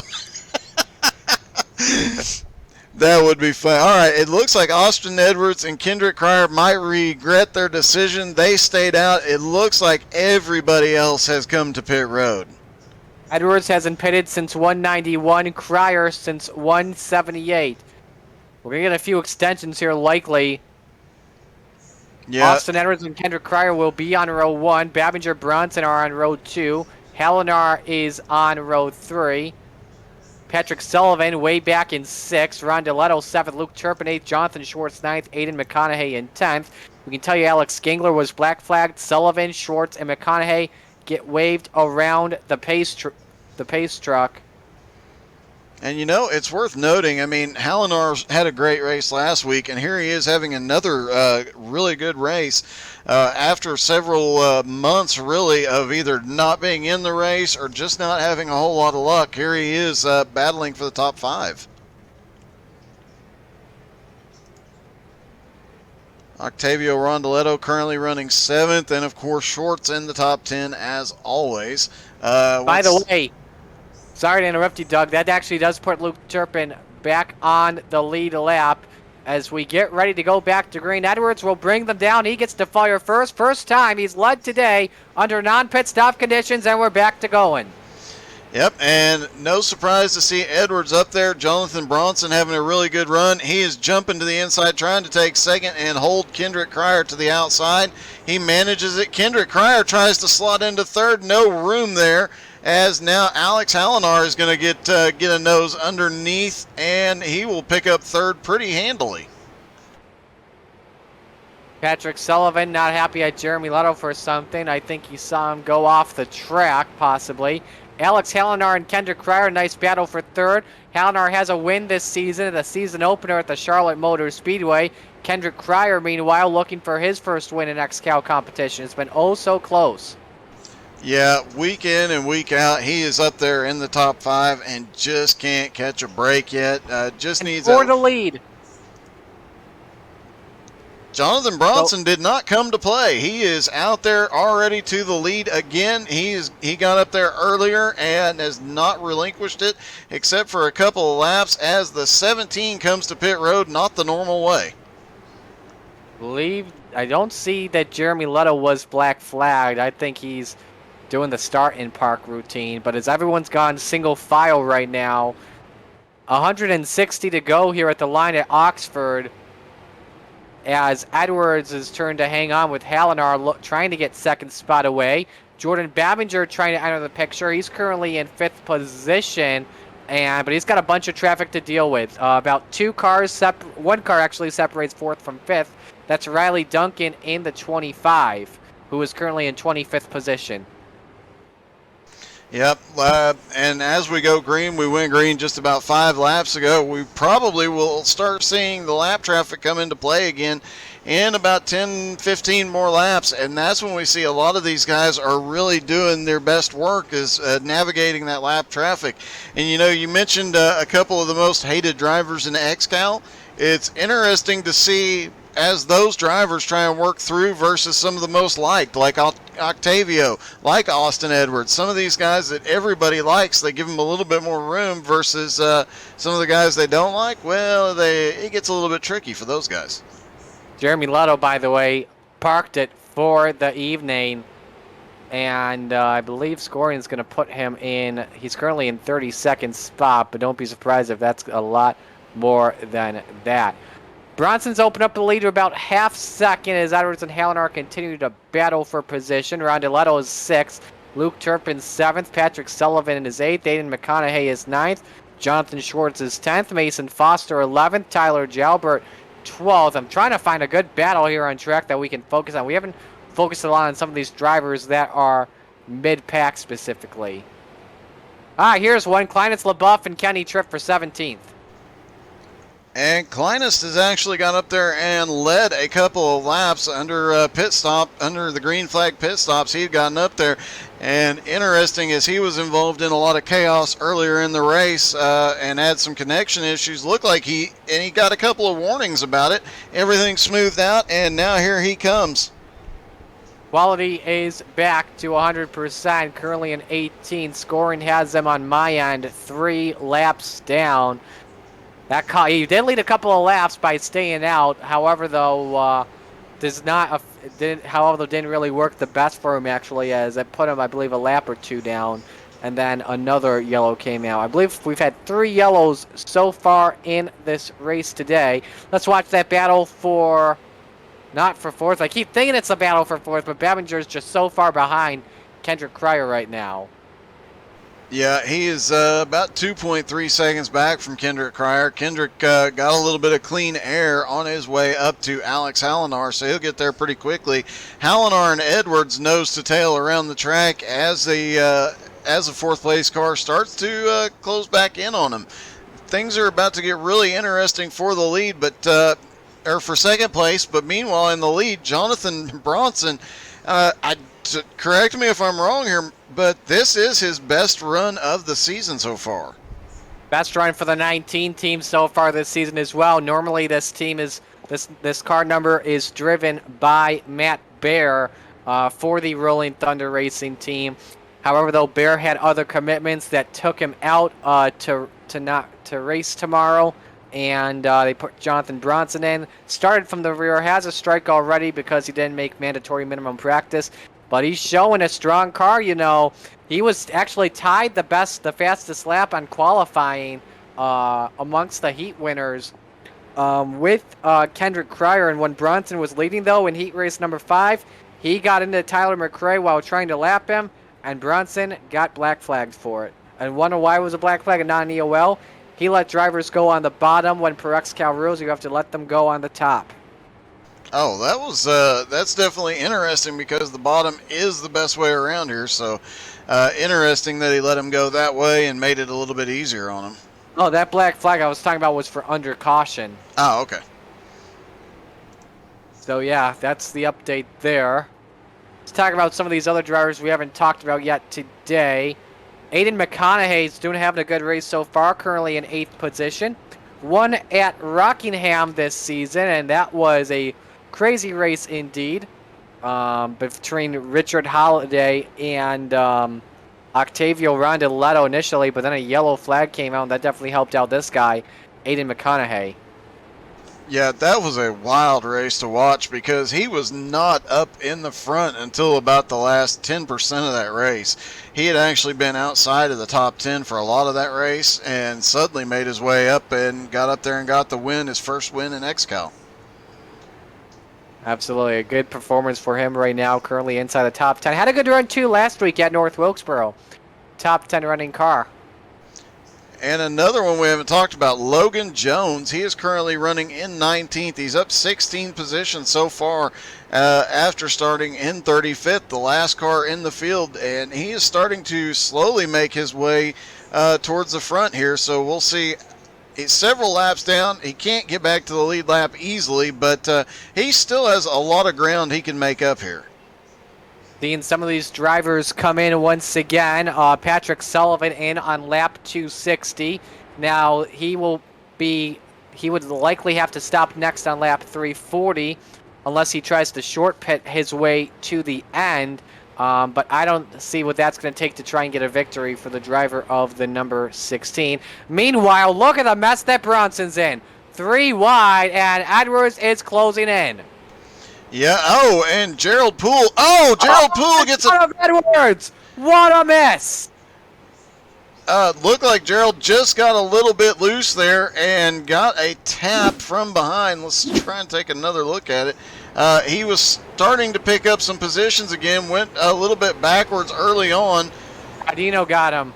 Yep, and just got a little bit loose coming off 4, got turned around. He's going to get back down and get back out, and he caught the 16 coming up off pit road as well. But my goodness, I don't know how Austin Edwards missed that accident. That was wicked close to being brutal for the 24. Yeah, he got really lucky there. And, it's him and Jonathan Bronson, Alex Allender, all these guys in the top 10, they have had to avoid a certain amount of chaos almost all night. Everybody in the top 10 has had to avoid at least one incident so far tonight and still managing to keep the cars clean. It's a testament to how great these guys are and, why they are up at the front. Talk about some other guys while we were at it. John Schwartz has the win at Phoenix earlier this season, the first win for Big Black Motorsports in a while. Currently in 9th position, up 23 spots. Remember, he got in that wreck as well earlier on, but luckily didn't bring a yellow out and kept his chances alive at a top 10 finish. Yeah, he has no give up in him. He just never quits, and that's why we always see him up in the top 10 the second half of the race. It doesn't matter where that guy qualifies. He qualified 32nd for tonight, and there he is in 9th place. So it just doesn't matter. He is always in there. He's definitely got a long run mentality and always sets the car up for that, and it pays off every week. Kendrick Cryer now in pit road. He will give up the 4th position. So that's the first one out of the top 5 we're seeing make this round of green flag pit stops. Everybody else has been really outside of the top 10. Put these drivers in a one-stop situation. Some of these guys, lap 340, lap 350 is what we would expect should we go green flag racing to the end. But it's still Jonathan Bronson leading, 1.5 second lead over Austin Edwards. Alex Halinar is 3rd, Jordan Babinger 4th, Octavio Rondeletto is 5th, Luke Turpin 6th, Aiden McConaughey 7th, and this is the best battle on track for P6. Yeah, and Turpin and McConaughey, that's a pretty common battle between those two. We see that quite often, week in and week out. Those two end up close to each other and are battling it out for every position every week. So it'll be interesting to see how it plays out between these two this week. Absolutely, and Turpin again coming off of the win last week at North Wilkesboro. That gave him 6 wins on the season. Remember, he won at Oxford last time out. Give you a fun fact, too, and this is likely going to be a jinx for a lot of people, even though I don't believe in jinxes. Don't care what anyone says about them. When we were in the preseason of XCAL racing, before 2021 began, this race was 350 laps from lap 175 to the end. Was caution-free. Luke Turpin won this race. After lap 200, how many cautions have we seen? Just one since lap 200. Or what? No, it was right before lap 200. So right before lap 200. So we have, right now, this is a caution-free second half, and we could possibly see it happen. Just want to give a shout out to this troll here. Spam, do you want popularity by followers and viewers? And we're not going to. You know what we're going to do? We're going to share our posts like normal people do. Try and get more viewership, more engagements, more interactions. So just a heads up. So to all you Twitch spammers out there saying, buy followers, buy viewers, I give you guys a Higgins FU sticker. And speaking of that, why don't we look at the FU top 5? As of last Friday, it's Brandon Varney leading with 316, Ryan Soper 313, Childhood Cancer with 272, Tyler Jalbert 230, and Shane Briggs with 150. Varney being at the top came as a shock to literally everybody, especially me, after Wilkesboro. We got to step aside. We got to take a break. We're running late on this one. Jonathan Bronson currently leads at 120 laps to go at Oxford.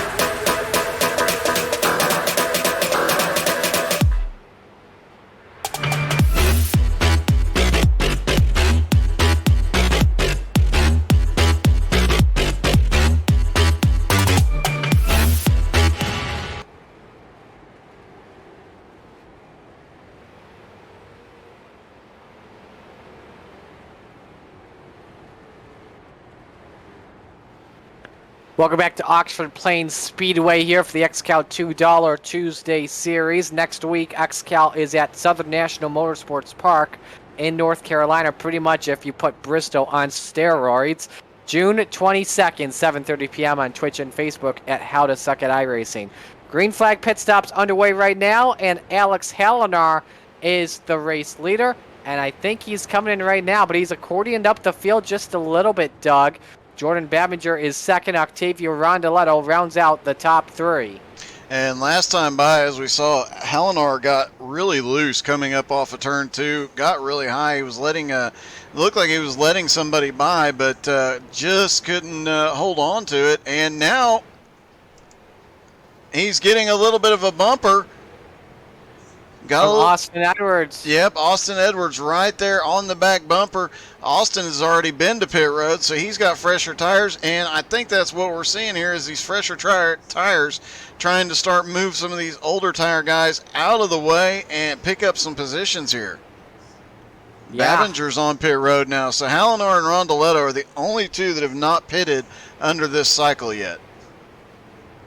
Keep in mind, all these drivers have one more stop, and that's all they need. Now, I think what some of these drivers are trying to do is when they're trying to stretch this run right now, like Hallinar, Rondeletto, McConaughey, Schwartz, and Foster, what they're trying to do is stretch it so that way when they pit for the final stop, all they do is put gas in, and then they go right to the end. I think that's their strategy. Yeah, not only that, I mean, you know, if you do it to where you can split it fairly evenly, you might end up being able to take less fuel. Oh, right behind him as Alex Hallinar has cars to the inside. The 16 hit the barrier there on the inside, bounced up, and almost got into Hallinar.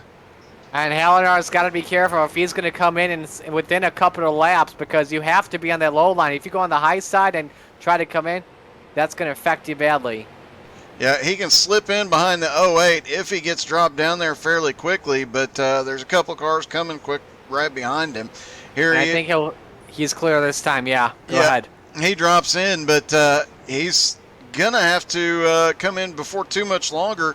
I don't know how far he can stretch it. We've seen in the past he's not one of the guys that is great at the long-run fuel-saving strategy. We'll see how much longer, though. If he makes it to lap 300, that would actually work out perfectly. He can stretch that last tank, that last set of tires, and he'll be faster. Yeah. Rondeletto in pit road, and Austin Edwards was trying to get by Bruce Helmuth. Helmuth slammed the door in his face, and Edwards is going to tell him he's not happy about it as Helmuth off of Blake Wynn is loose in front. And the 81 and the 66, not the 66, the 81 and the 05 take each other out. That shouldn't be a yellow, but Helmuth stopped in turn 1.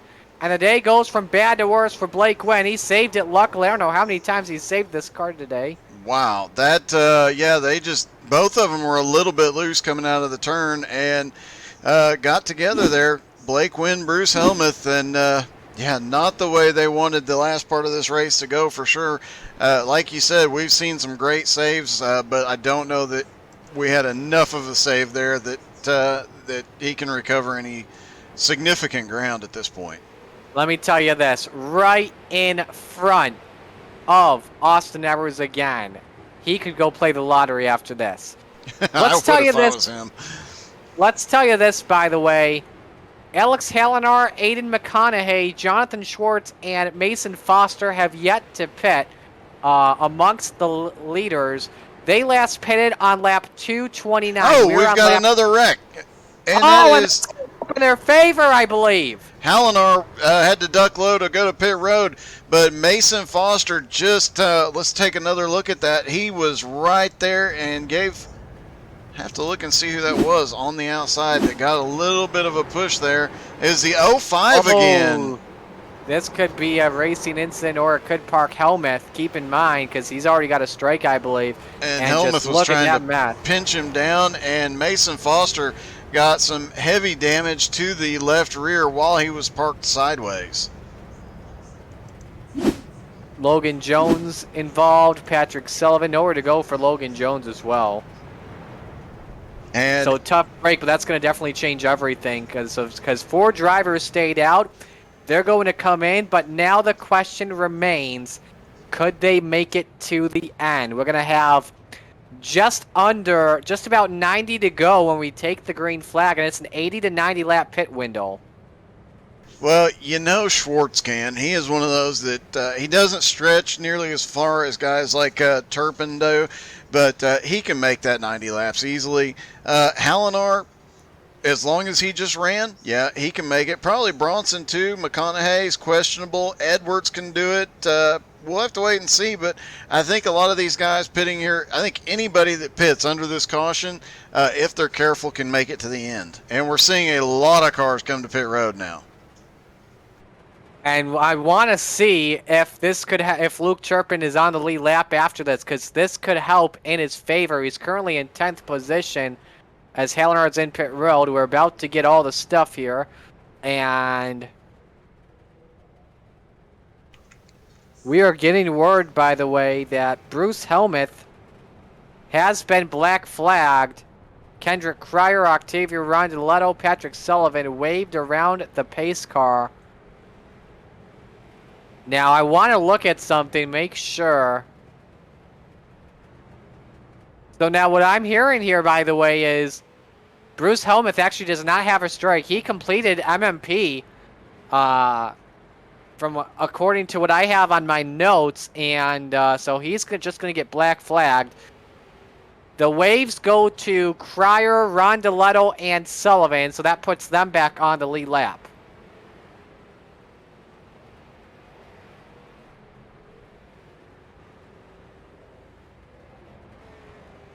So that puts what, about 7 or 8? Because we were down to 4. So I think we're looking at about 8.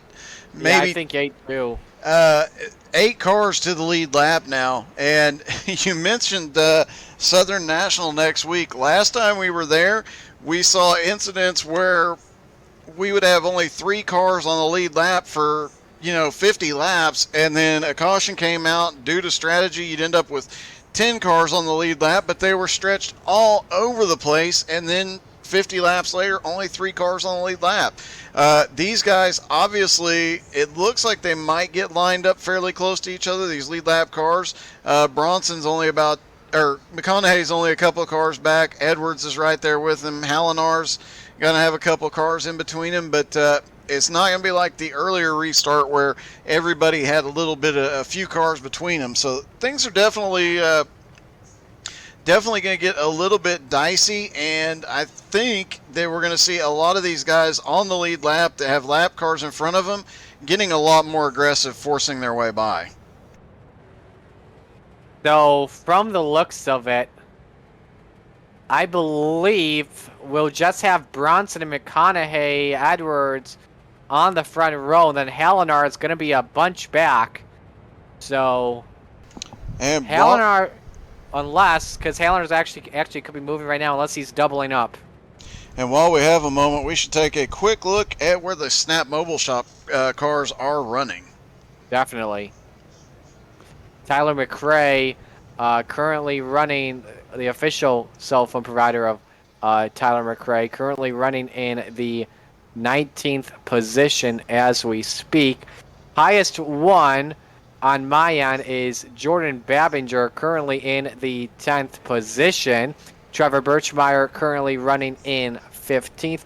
Sean Patrick in 17th spot.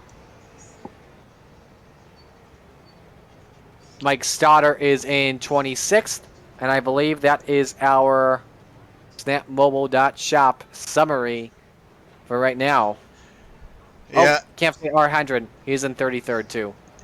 Yep, and going back to look at the 99 car, Tyler McRae, right now he is right behind the pace truck. So if nothing changes, he'll restart right there, and that's going to give him the opportunity to try and get a lap back here, as it does look like the lights are out on the pace car, so he might have a chance to pick up a little bit of ground here. We're going green this time by according to race control.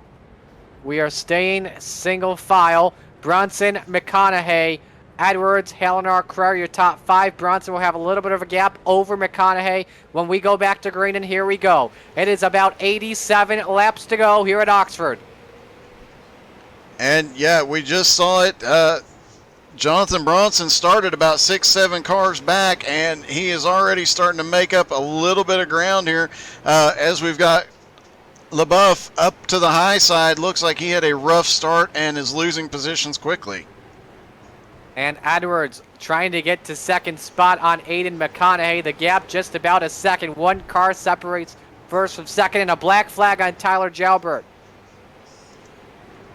He went to the inside of the car that he was supposed to be behind, and the hometown. And Jalbert not happy at all, and he's going to get a mute.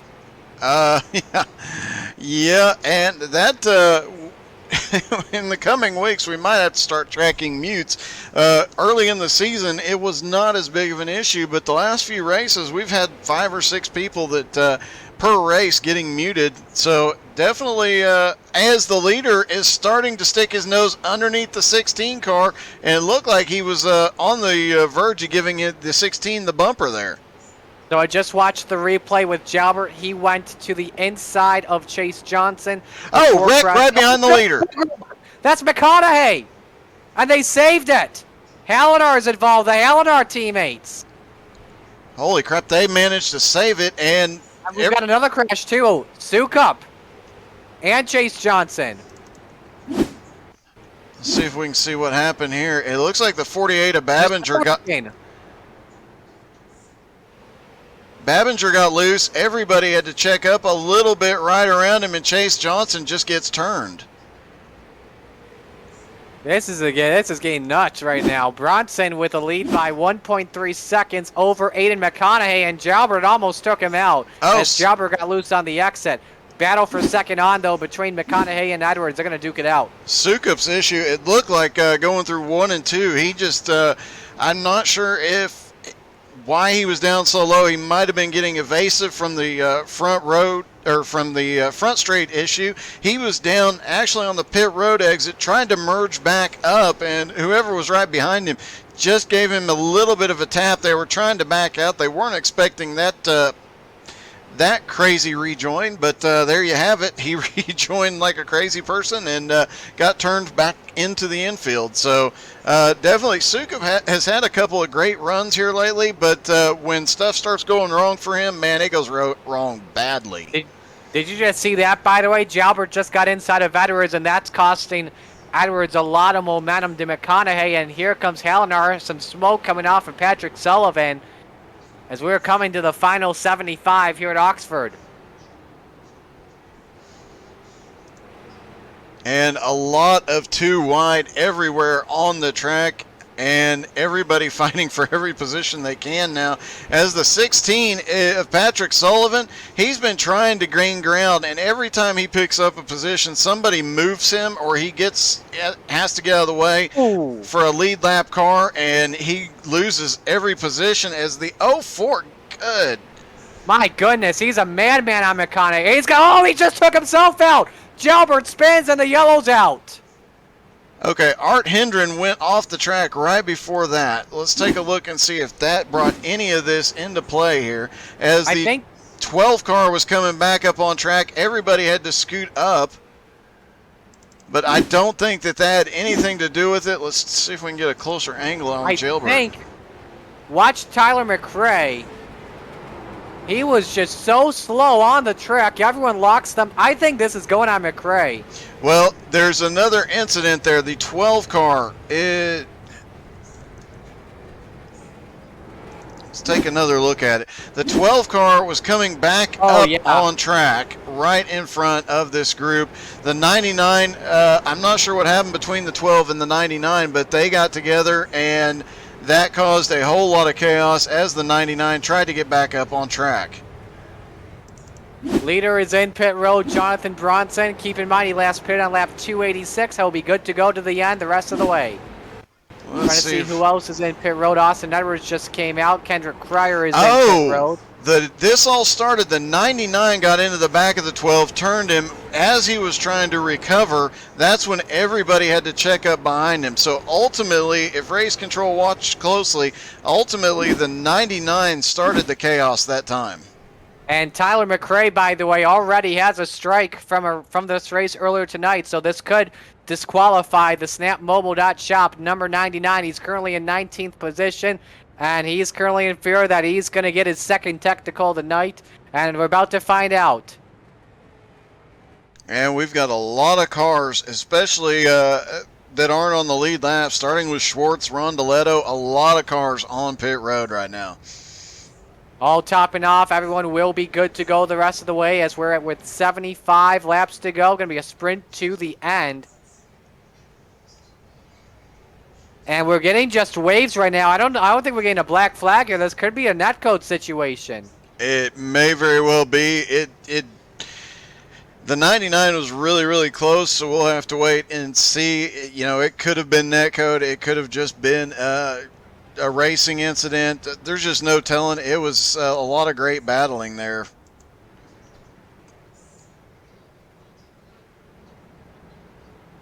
And Waiting to hear what PDJ Zeller is saying. He has not come to the mic just yet. He has extended the yellow. While he's doing that, I have to give a shout.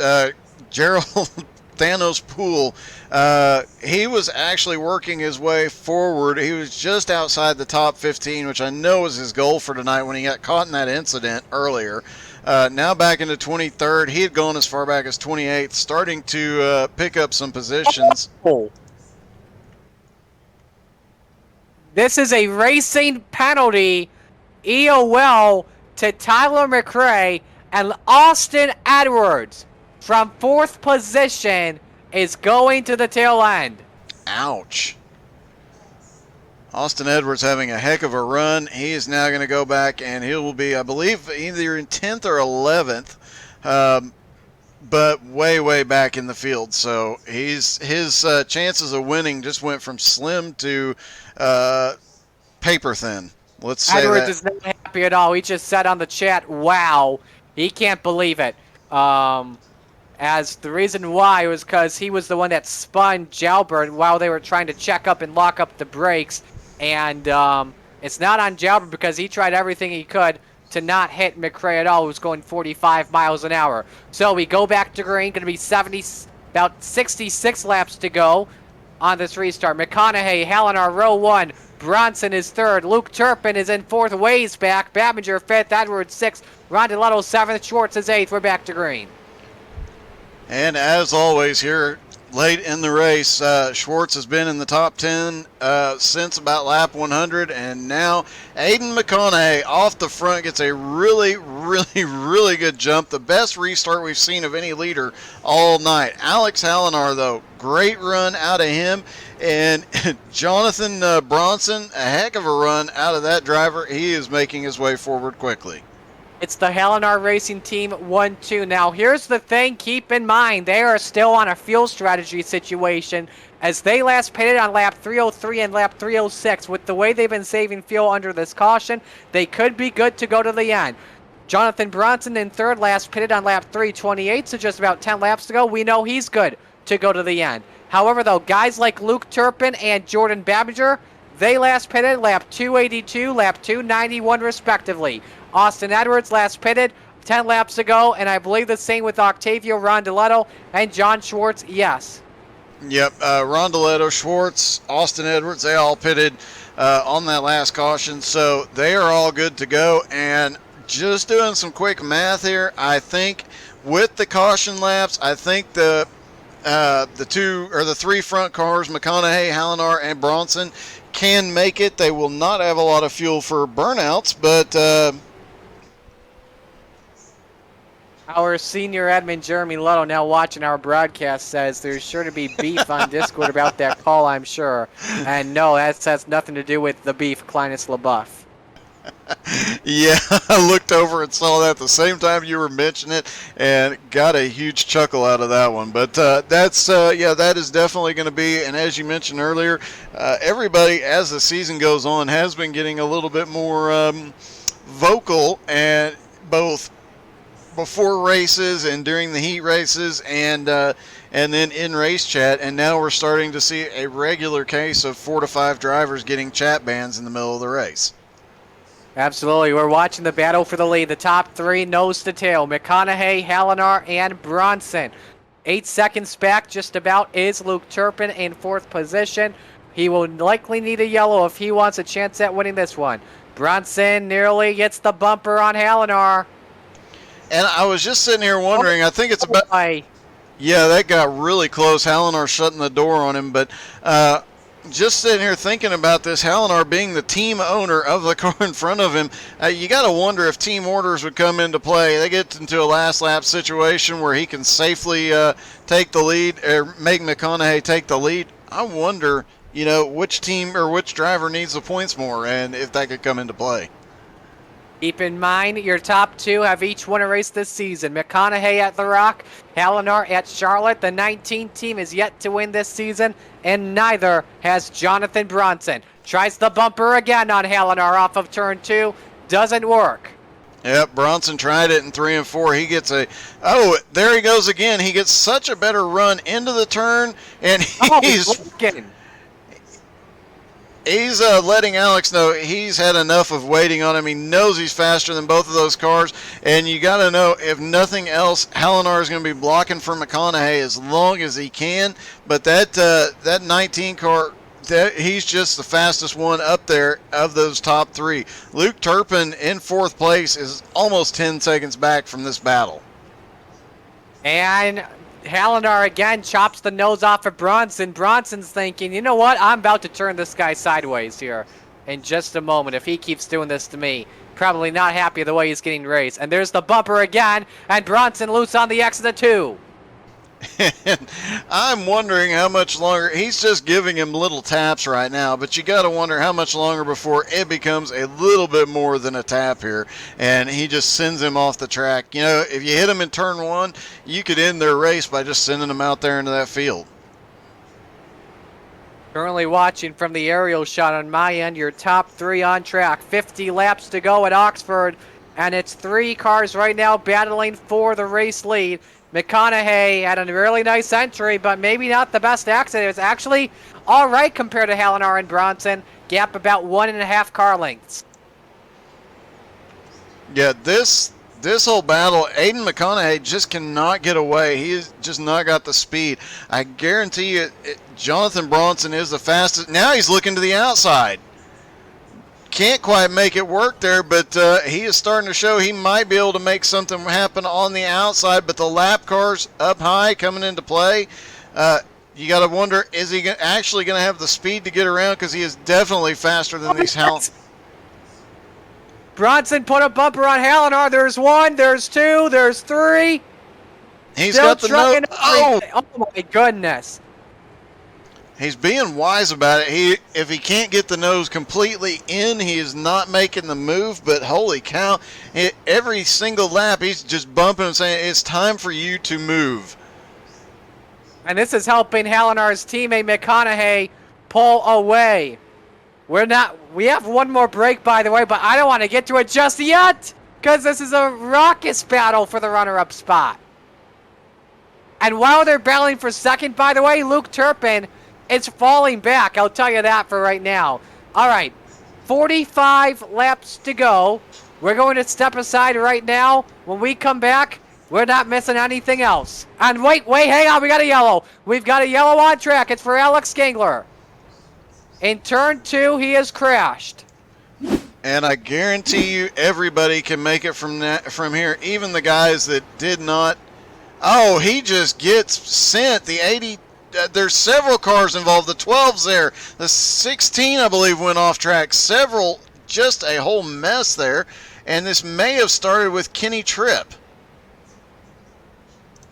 I think this started with Gangler and Hendren. They got loose, so I could see this one going on the 82.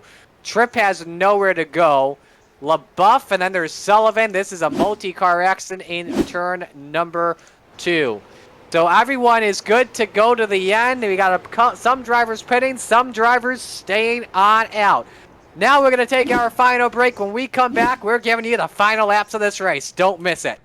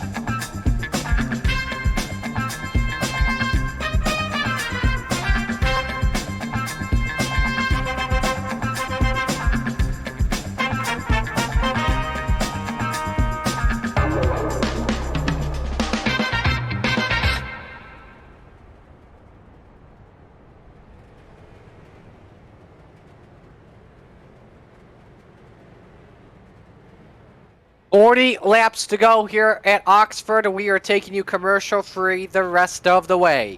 The newest sponsor of XCAL, More Polish Pottery, is a Midwest gift shop and distribution center for Polish pottery stoneware. Guests can shop our vast selection of Polish pottery, one of the largest in the Midwest and the largest selection in Illinois. We sell only quality one-polished Polish pottery stoneware at our retail warehouse-style store. I believe we are going back to green this time. Find them at morepolishpottery.com. Here we go. Back to green. Under 40 to go. McConaughey fires. Everyone is good to go the rest of the way. And, you know, Bronson had an advantage there if he had gotten a restart and got down to the inside. Now he's going to drop into third. Everything Bronson just cut off a teammate in Luke Turpin, who's in fourth position. And now Austin Edwards up to second spot and could be challenging for the win. And so far, this last part of the race, as the track has gotten a little cooler, it's gotten a little darker, a little cloud cover,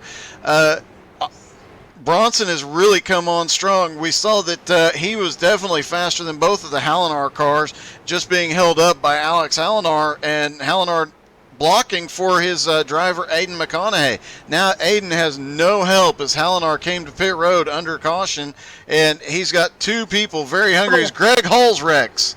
Greg Holes, that's Sean Andrews in the 23. I have Mike Stoddard involved in the 28, spinning, doing a donut, trying to get that car back going. A lot of smoke. These drivers are going to have to. Oh, that's Bronson! Bronson just got loose. And I think that's his teammate that got into him. Luke Turpin. Moving Bronson now back to fifth. We'll see if I can get. And Turpin is blinking bad. Turpin is blinking bad. 75 ping, 97 quality, and he's around. Turpin has taken himself out of the running.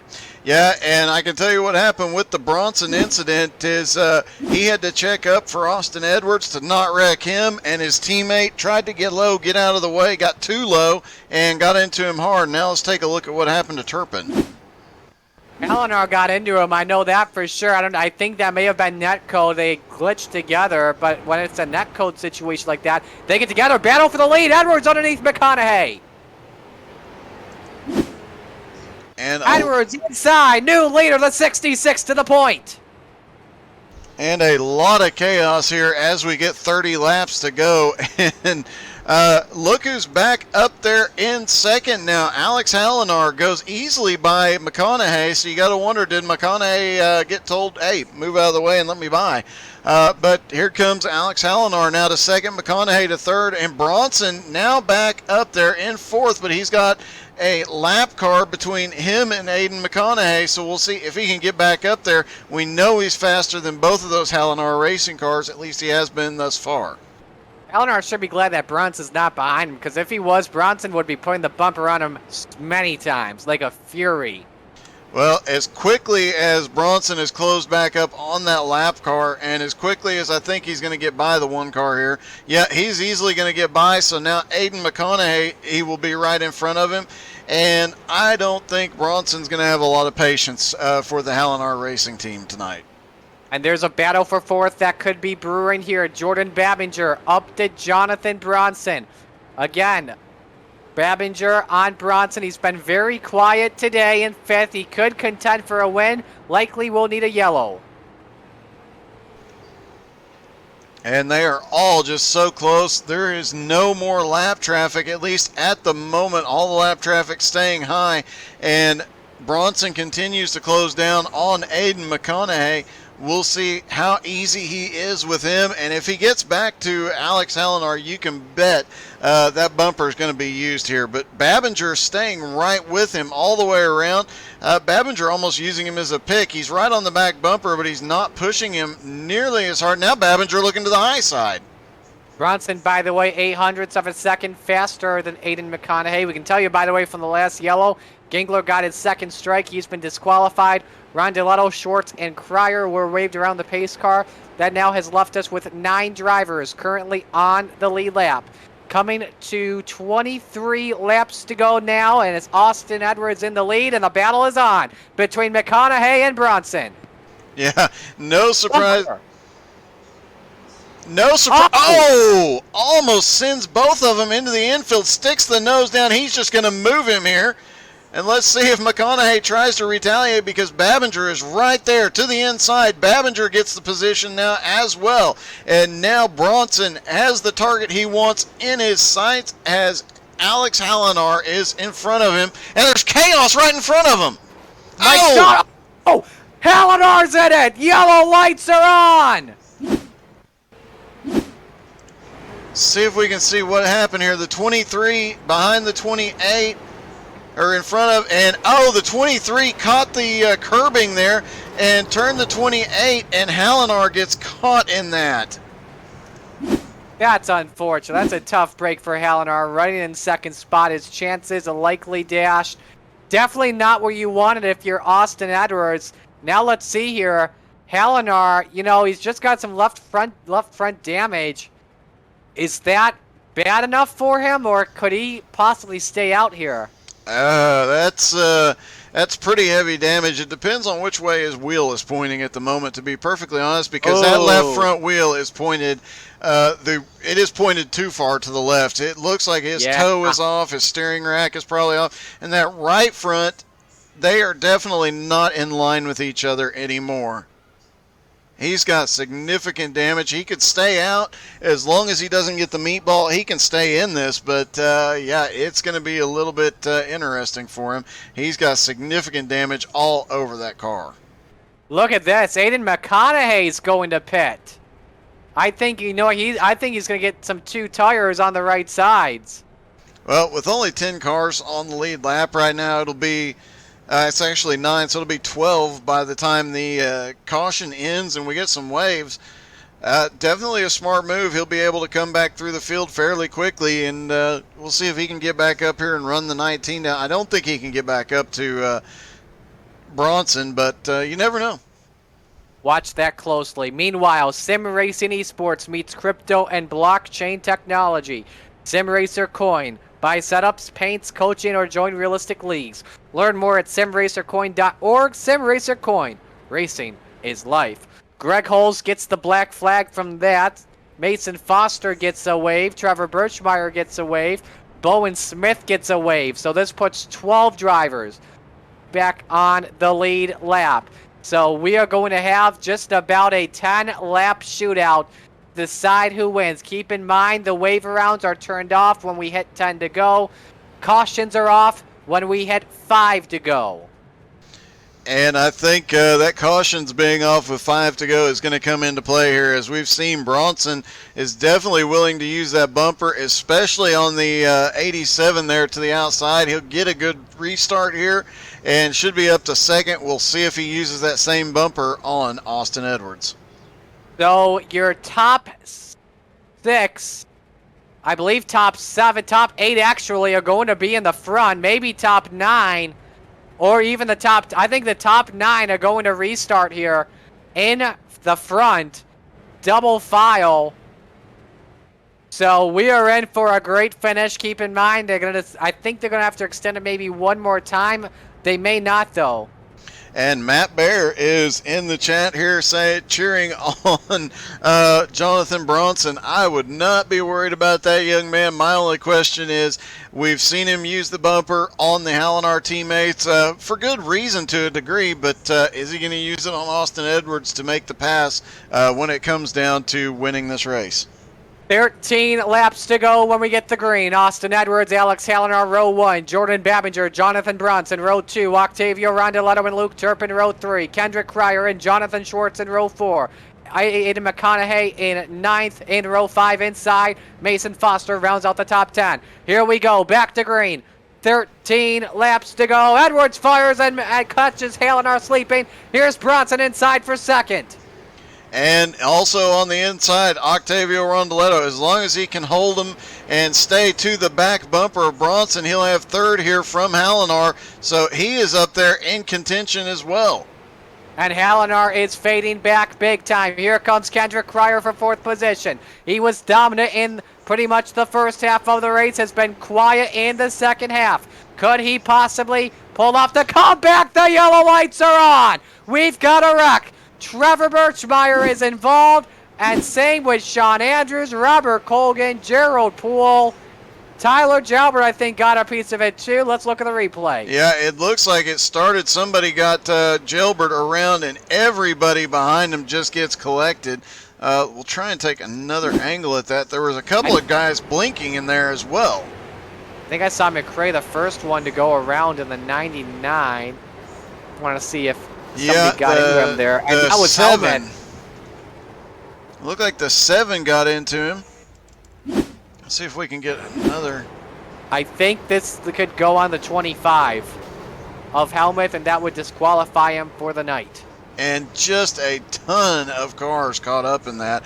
As you mentioned, Robert Colgan, Gerald Poole, Tyler Jalbert, Blake Wynn seems to have been caught in that. Helmuth gets disqualified. Now remember, keep in mind, waves are off the rest of the way, and we're going to have one final restart to the end. And this is going to help out Mason Foster.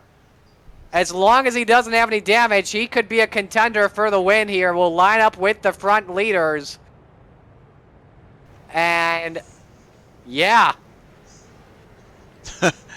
Okay, so now Jonathan Bronson, the question becomes if they line up single file or not on the restart. If they go single file, I think Bronson's going to have this thing. If they don't, then Rondeletto is going to have the run to the inside. Bronson's going to need a miracle or he is going to go backwards. And if he goes backwards too far, he's going to be back in the clutches of Hallinar. Oh, wow. Okay, so the reason why they are giving waves is because the yellow came out with over 10 to go. Bowen Smith, Trevor Birchmeyer, and Patrick Sullivan get waves. And if we go double file here, this could help out Austin Edwards, maybe even Kendrick Cryer. Yeah, that inside. Yeah, it looks like they are going to go double file, and that inside line is about to take advantage here. These guys up on the high side are about to have their hands full. We are in for one heck of a finish to the end. It should be 1 to green this time. This will be our final restart of the race when we go to green. 5 or 4 laps to go. We are going green this time by green, green, green. Austin Edwards, Jonathan Bronson, Kendrick Cryer, Octavio Rondeletto, Aiden McConaughey, Alex Hallinar, Jordan Babinger, Jonathan Schwartz, Mason Foster, Luke Turpin have a chance to win it. Who's it going to be? How's it going to be done? 5 lap shootout, green flag. Oh, they're rubbing. Bronson is not giving up that lead. That top 2. That Bronson gets sent away. There he goes. Bronson is gone. Bronson having an epic run tonight gets sent coming through turn 2. I'm willing. has crashed. This is getting madness. Sean Patrick's crashed. We've got a big one in turns 1 and 2. Can the leaders overcome this situation? Austin Edwards in the lead with 4 laps to go. And they've got a ton of lap traffic right in front of them. These guys that crashed, these guys have got to get to the high side. They're slow, and here comes the leader with 3 laps to go. Austin Edwards negotiates through. Rondeletto manages to get through. Hallinar gets spun. Hallinar! Nice save from the 87. Never mind. And here comes Octavio Rondeletto and Austin Edwards. They're coming to the white flag this time by. A lot of reviews are about to go down. Austin Edwards, Octavio Rondeletto. Who's going to win it? White flag of the air, 1 lap to go. Austin Edwards looking for his season-leading 6th win this season. Half a lap to go, no issues. Rondeletto closes in. It's not going to be enough. Austin Edwards takes home the I Stand With Leto 400 at Oxford. And celebrates with a drift through 1 and 2. How long? Nope, he held it to the middle of the backstretch. He's going to drift it through 3 and 4, and I think we all just need to take a moment to unpack everything that just happened there. Let's try and get a few replays in here, as that was just utter chaos, and I think that second wreck might have started with Sean Patrick, the big one in, let's see. No, there was a crash right in front of him, and can't tell which car that was, ended up going through the infield, getting bumped down into the infield, got bumped up on the dirt mound, and that sent him over and back out into traffic. That's definitely unfortunate. We're going to talk with your top 3 as well as 2 additional drivers. Oh. I'm going to start off here. I'm going to see who I can find on. I'm going to start off by talking with Jonathan Bronson. We'll move him into the broadcast booth real quick. Bronson, it's Marty up here. You got a copy? Yeah, I got a copy. Just take us through what you saw in those final 5 laps. Yeah, and I can see you are not happy with Cryer on Discord. We were doing good. We didn't have as new as tires as the rest of those guys, but it's just nobody. He was just impatient. Just junked me going into turn 1 and 2. Do you expect that at a track like Oxford? It's very tiny. Everyone trying to get the low line as much as they can. Well, there was. I expect it, but I thought Kendrick was better than that. There's literally no need for it. No way he was going to get down. He just wanted to drive through somebody. Don't know what it was about. All right, thank you, Jonathan. Regardless, though, great run tonight, man. Thank you. Tough break for the number 19 team. I'm going to try and see if I can get another driver on in here. I would like to try and get Alex Hallinar in here and get his take on what went down. And we're going to move him on in here. And hang on, give him one moment. Quick and update Doug, while you're pulling them. I just seen an update that there might be some penalties after that, after the last couple laps there. we'll see what happens. But Doug, you've caught up right now with Alex Hallinar. Hey, Alex, first off, 7th place finish, not bad, but not where you wanted to finish. And you and Bronson had a little bit of back and forth there for a while. I'm gonna be honest. I don't really remember my back and forth with Bronson. Yeah. I don't really know. I don't really remember which racing you're talking about. I'm sorry.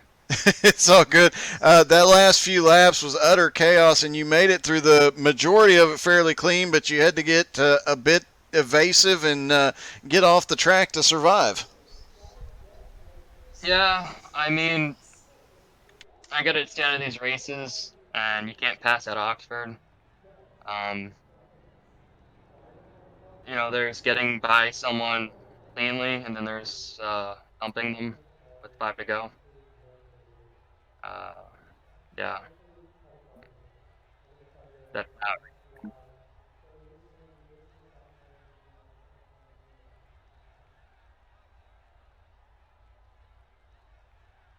Hey, Doug.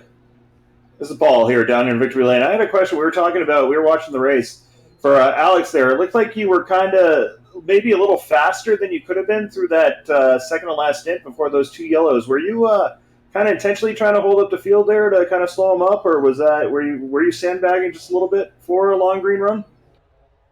Are you talking about when I was behind Austin? No, this is when you were ahead, and it was you and Aiden and the 19. I don't feel like wrecking my teammate, so I was running my own race. Gotcha. Alrighty, Halenar, anyone you want to thank tonight? I want to thank Chase Johnson for. Sorry, I got to mute chat. Um, I want to thank Chase Johnson helped me with the setup. I think Turpin even had some input on it too. I want to thank my dad for helping me throughout my real life and fuel racing career. That's it, really. I'm not really happy with that seventh place finish. I'm hoping wherever we're at next week, if I'm able to race it, I can have a better race. Thank you, Alex. Thanks. All right, let's go. Let's bring in the driver that finished in third position, Kendrick Cryer. And Doug, you've got Kendrick. Hey, Kendrick, third place finish after starting on the pole. Nothing to really sneeze at. How you feeling? A lot of people might not like me now. I had to move a couple guys, especially that last restart, but I led most of the laps. I was pretty happy with the car. I think the more grip that was laid down on the track, the worse the car got, but it was a fun race. I think, just, that was a tiring 400 laps, but it was pretty fun. Like, again, a lot of people probably ain't happy with me right now, but I think I might have been a little too aggressive at the end, but there's 5 to go. You gotta go.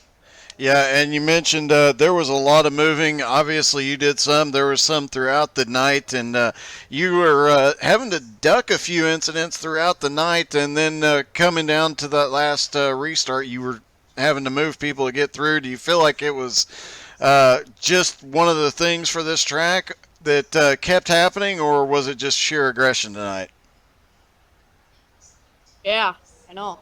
Just a crazy race. I mean, just, I don't know.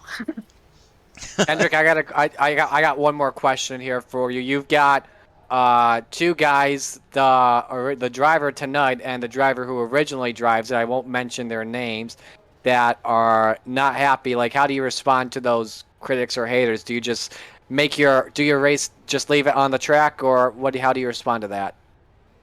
Well, if it's gotta be handled, it's gotta be handled. I mean, haters obviously are gonna hate, but I mean, like I said, there's 5 to go or under 5 to go. You gotta go. There's no holding back. You just gotta go. I mean, if they can't go on the corner and slow down and expect them not to hit you, but that's all I'm gonna say about that. I'll just leave it on the track from there.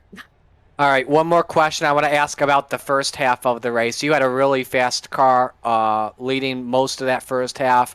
Was it just that caution under pit stops that really hindered the ability to try and get back up to the front? Yeah, I think if we had more green flag runs, or longer green flag runs, less cautions, I probably would have had a better chance, but, I mean, like, again, I'll take third. I mean, that's first time I've got a top 3 since USA in race 2 back in January, but I'll take it. Yeah, just, if there was less cautions, we would have been pretty good, I think. All right, thank you, Kendrick. Nice run tonight. Thank you. All right, that's Kendrick Cryer coming home in the third position. We're going to bring in Rondeletto, Octavio Rondeletto, second place finish. Octavio, nice run for you tonight there, man. I know there was some situation, I don't even recall if you actually led any laps that weren't on a related pit stop situation, but just walk us through your race, Octavio. Well, hello everybody, Marty, Doug, Paul. Well, I could do a lot of lap with my tank, my fuel tank. I pit in the last caution uh, in the lap 320 because I was thinking I could finish. We did a great strategy today. Yeah, I want to ask you as well. I think it was the first round of green flag pit stops we had early on when Chase Johnson spun. I believe you got some left front damage from that. How much did that Did it affect the race car a lot, or maybe even just a tiny bit? Maybe no, but I don't know. I had 1 minute of repair, optional repair, but I don't know. I didn't sense any difference, but I will see the replay. Did you think in those final laps maybe you could have had something there for Edwards in the end, or not really? Just hoping you could keep second. I was having caution there because I need points. I lose a lot of points in the last races, and well, I'm happy with the result. We finished second in the podium again. Well, I don't know. I want to say thanks to all the team, to my chief who did a great start today. All right. Thank you, Octavio. Alrighty, that's Octavio Rondeletto. Now it is time to head to K2 Victory Lane, the official sauce of XCAL Racing. And we have an excited owner pit side. That is Paul Coleman Jr. I almost said Call Pullman Jr. Paul Coleman Jr., take it away. Hey, thanks, guys. I'm down here in K2 Sauce Victory Lane with the proud driver of the K2 Sauce 6624, whatever number it is. You know what? 2 plus 4 equals 6, and that's the sixth race of the or sixth win this season. There, Mr. Austin Edwards. Talk to me. I got a couple questions for you, but just tell me what's going through your mind right now. You got 6 wins. You're 3 shy of the XFL record. You got 13 races left. Talk to me. I'm so proud. I'm just relieved after the weekends we had at Lanier getting turned in the last couple laps, and then at Thompson, the absolute disaster we had at Thompson. Finally jumping back into the 66-24, whatever number I'm driving here today, it was good to finally make it to the chaos and finally bring it back to victory lane. Hopefully chase down the record pretty soon. I think we might make it this season. As an owner, I mean, I got to say I'm a little biased. Announcer, you got to, no cheering in the press box, but definitely cheering that on. A couple things. You got an EOL with 50 laps to go or so that kind of set you back there a little bit. Talk to me a little bit about what was going through your mind there in that EOL and how you were able to climb up back to the top. And then I got one more for you after that. Yeah, it was. It shocked me to get an EOL there because I was just trying to avoid a wreck, which I know race control's got to do their job. I was just trying to avoid a spin Jalbert, and it didn't work out. I clipped him a little bit, and I think he was already going around. Could be wrong, but just an unfortunate situation there. But got the EOL, 50 laps to go. I'm still in 6th place, but like half a track back. So at that point, all you can really do is pray for a caution. At that point, I was stretching it on fuel as was. I think it would have been an easy path to the front had that EOL not been given out. But combining the EOL with the saving gas was very difficult. So just cruised around for the next 15, 20 laps, saved the gas, got it built up for the end, and luckily a yellow came out. We stacked the field back up and passed a couple cars I needed to get to the front. Absolutely. And then those last 5 laps, man, with the XCAL rule, no yellows, that was absolute parking lot. But looking at timing and scoring, very interesting. Yourself, you ran your fastest lap of the race with the second to last lap, and then the last lap of the race was your second fastest lap. So you were on it. And I have to tell you that's a really good thing because Rondeletto also ran his fastest lap of the race on lap 398. He was chasing you down. What was going through your mind there when it looked like the Demolition Derby started just a little bit early there with a couple laps to go? Forwards, Paul. Run for your life. I knew Octavio was coming. He had been ahead of the fuel run the entire race. I know he had speed he was saving for later, so I knew even though on my old tires, my empty gas tank, I had to punch it in those last couple laps if I wanted to stay ahead. And luckily it didn't end up in the parking lot at a turn 4, coming to that white flag there. A little bit of luck there put into play, but I don't know, just had to send those last couple laps and hope it's held together. So luckily it came home in somewhat one piece and went number 6 in the books. Absolutely. The guy, I'm certainly proud. The boys back at the K2 shop are proud. Hey, guys upstairs, you got any questions there for Austin? Doug, you go first. I one question I have to ask is, as you were coming through that, there were several incidents that happened right in front of you. A lot of them that didn't bring out the caution, but definitely had to be some scary moments there. So the question or the comment came up earlier: are you going to go play the lottery tonight? Yes, that's actually my question. I think I might have used up all my luck here in XCAL, so I don't know if I want to give that a shot. It wouldn't go well, but definitely loads of wreck avoidance put into play to bring home the win here. And even then, his car got a little roughed up in the process, but it was just enough scratches to bring it home. So I'm not going to complain, and I'll save the lottery for another day. All right, man. Congratulations, Marty. You got anything? I just got one for you, Austin. Then we will let you go. Just anyone you want to thank tonight, sponsors, team. Well, the guy right here in the booth, Paul's the one that got me into XCAL, is keeping me going, was able to bring home the first win for his team, and we're going for big numbers now, so big thanks to him for keeping me in the 66-24, whatever it is, machine.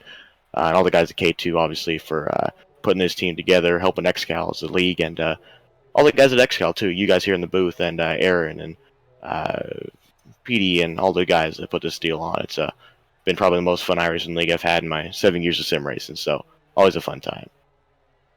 Well, I definitely have to thank you for coming on, joining our team. It definitely took us from one of the back of the pack teams to one of the front of the pack teams. So our boys back at the shop will gladly buff out whatever dings and dents you bring. But thank you. Go drink some K2, celebrate, and I'll catch up with you later. Yeah, absolutely. Have a good night. That is Austin Edwards, your race winner. K2 Sauce, the official sauce of XCAL Racing, and sponsoring our Victory Lane ceremonies. K2 Sauce is an everything sauce: steak sauce, ketchup, hot sauce, barbecue sauce. Did I say they are available in hot as well? All in one. It is a damn good sauce. Paul, while we got you here, let's just get your thoughts on the race, as we have 34 angry drivers and one happy one in the end. Yeah, I can't wait to go jump in the Discord afterwards. I think there are going to be a couple people that are unhappy there. It was really upsetting there for the 19 to get yeeted out of the way there. I thought we were talking up in the admin booth that we thought he had the best chance to give Austin a run for his money and kind of running a race of his life, had the paint scheme of his life. But man, 400 laps at Oxford. I ran a heat yesterday, 40 laps, and I was dead exhausted after 40 laps. I can't imagine what these guys are doing through for 400 laps. So just an exhausting, long race. But I mean, really entertaining. Loved where the cautions came out and how they kind of affected green flag pit stops there. Obviously, you can't predict when that happens, but that really made some things interesting. We had some comers, we had some goers. But you look at, Austin coming all the way there back of the pack. We had some other guys that started towards, in the 30s that came up at the front. So lots of comers and goers, but all in all, a great race. Doug? Man, we kept mentioning the fact that the last race here was the second half was caution free, and we started, I think, from lap 200 to about 300 was for the most part caution free, and then all hell broke loose, and it was definitely one of the wilder finishes, but a great show nonetheless. And as the Discord is blowing up, I'm guessing that next week tempers will be short at Southern National. Absolutely, they will. We'll probably see a bunch of payback, too, at the steroid version of Bristol Motor Speedway. It's going to be a fun one next week at SNMP. We'll talk more about that in a moment, but what a fun race this was at Oxford. Crazy final 50 laps we had to the end, and Austin Edwards from 31st to the win, the biggest mover of the race, up 30 spots. Let's give you your unofficial results from tonight's running. Edwards, the win. Octavio Rondeletto, second. Kendrick Cryer, third. Mason Foster, fourth. Jordan Babinger, fifth. Jonathan Schwartz, sixth. Alex Hallinar, seventh. Trevor Birchmeyer, eighth. Jonathan Bronson, ninth. And Patrick Sullivan, 10th. Greg Holes, 11th. Luke Turpin, 12th. Aiden McConaughey, 13th. Sean Patrick, 14th. Clinus LaBeouf, 15th, excuse me. Kenny Tripp, 16th. Tyler McRae, 17th. Tyler Jalber, 18th. Bowen Smith, 19th. And Blake Wynn, 20th. Logan Jones, 21st. Travis Sukov, 22nd. Gerald Poole, 23rd. Mike Stoddard, 24th. Jose Gaudino is 25th. John Friley, 26th. Sean Andrews is 27th. Robert Colgan, 28th. Riley Duncan, 29th. And Daniel Miller is 30th. 31st, Chase Johnson. 32nd, Alex Skangler. 33rd, Art Hendren. 34th, Bruce Helmuth. And 35th was Jeremy Letto. So on we go to SNMP next week. Doug, what are you just expecting from that? Based on the last race there, probably more of what we saw tonight. A lot of green flag. some green flag stops.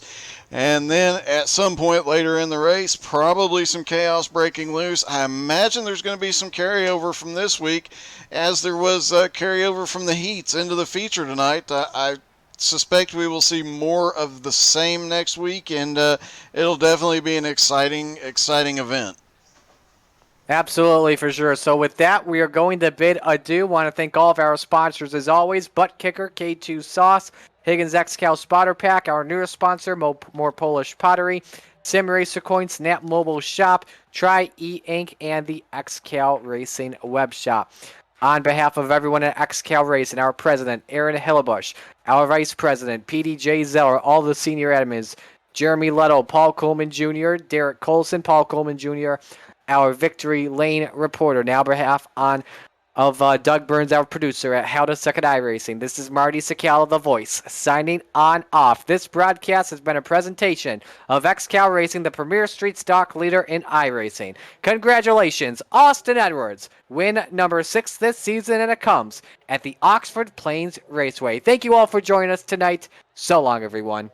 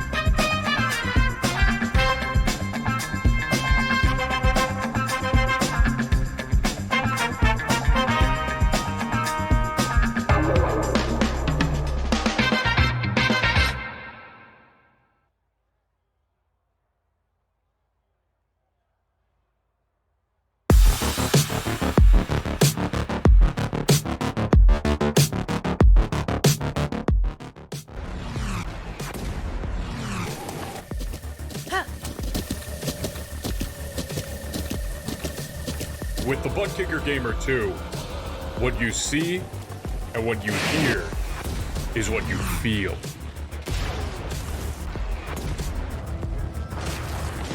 Butt Kicker. The future is feeling.